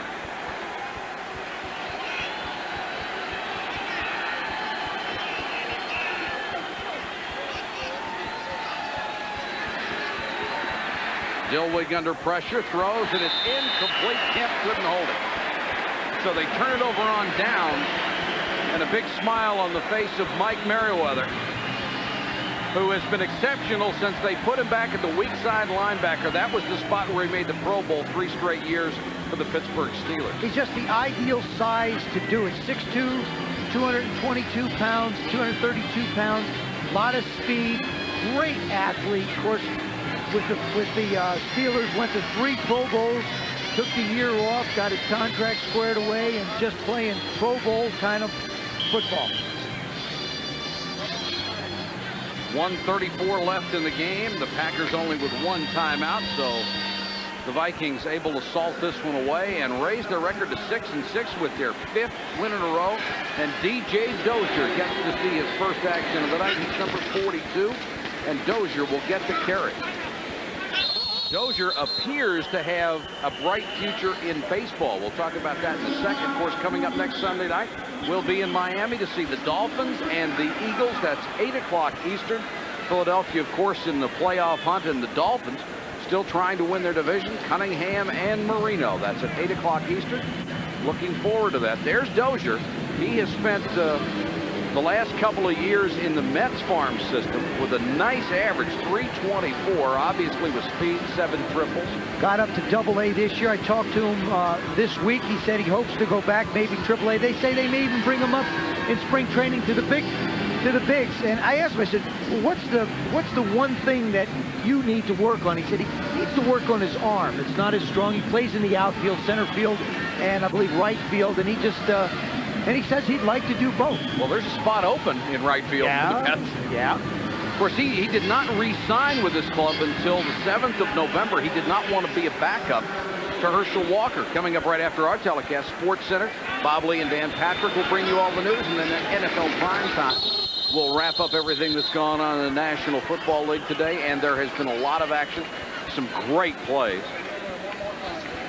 This telecast presented by authority of the National Football League and intended for the private use of our audience. Any rebroadcast or other use without the express written consent of the National Football League is prohibited.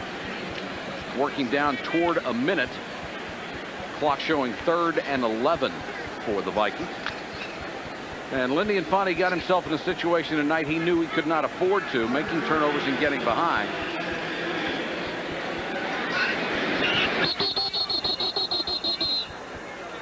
Flags go down, and we'll stop the clock with 49 seconds to go. That gives us a chance to take a look at the road ahead for the Packers. We saw what the Vikings are faced with.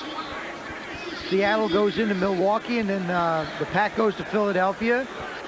The run and shoot comes to Green Bay, and then they go to Denver. By that time of year, weather's not an element. I imagine weather in Green Bay would be somewhat similar to that in Denver. So, I mean, if you were to look at the schedules, right off the top of your head, you think, well, Green Bay has, I think, a slight advantage in the teams that they're playing.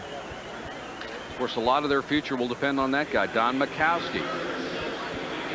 I don't believe out of the University of Virginia. I don't believe he's going to be ready next week. I believe that it's going to take another week after that for him to be ready.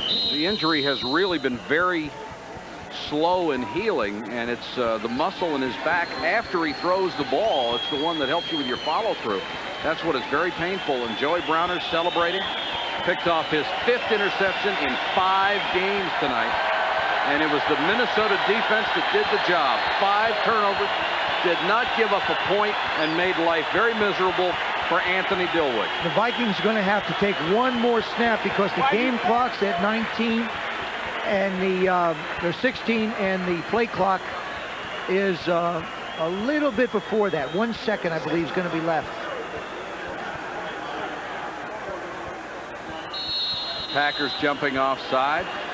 I don't know what's accomplished at this. I don't either. I mean, with 1 minute and 23 seconds to go, they used their last timeout, and they're down by 16.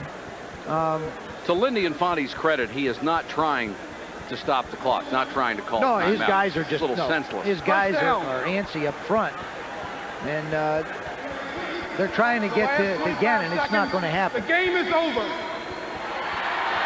And I think the officials want to make sure that nothing happens between these players with somebody trying to dive over and get the quarterback. With 4 seconds left, they just said, let's get out of here. That's right. Good choice, too. Your impression? Well, I think the Packers got out of their game. Lindy told us earlier, he said, we can't get very far behind this football team. They hung close through the first half. The second half, some big plays by the Viking defense. And really, that is the part of your team that's going to carry you into championships. The defense has to play well. I still believe that they're protecting Rich Gannon by running Herschel Walker. The Vikings have to do that. Whether it's going to be Gannon next week, whether it's going to be Wilson, only Jerry Burns knows for sure. Our final score from the Metrodome, the Vikings 23, the Packers 7. For Joe Theismann and our entire ESPN crew, this is Mike Patrick saying good night from Minneapolis. Sports Center is next following this commercial.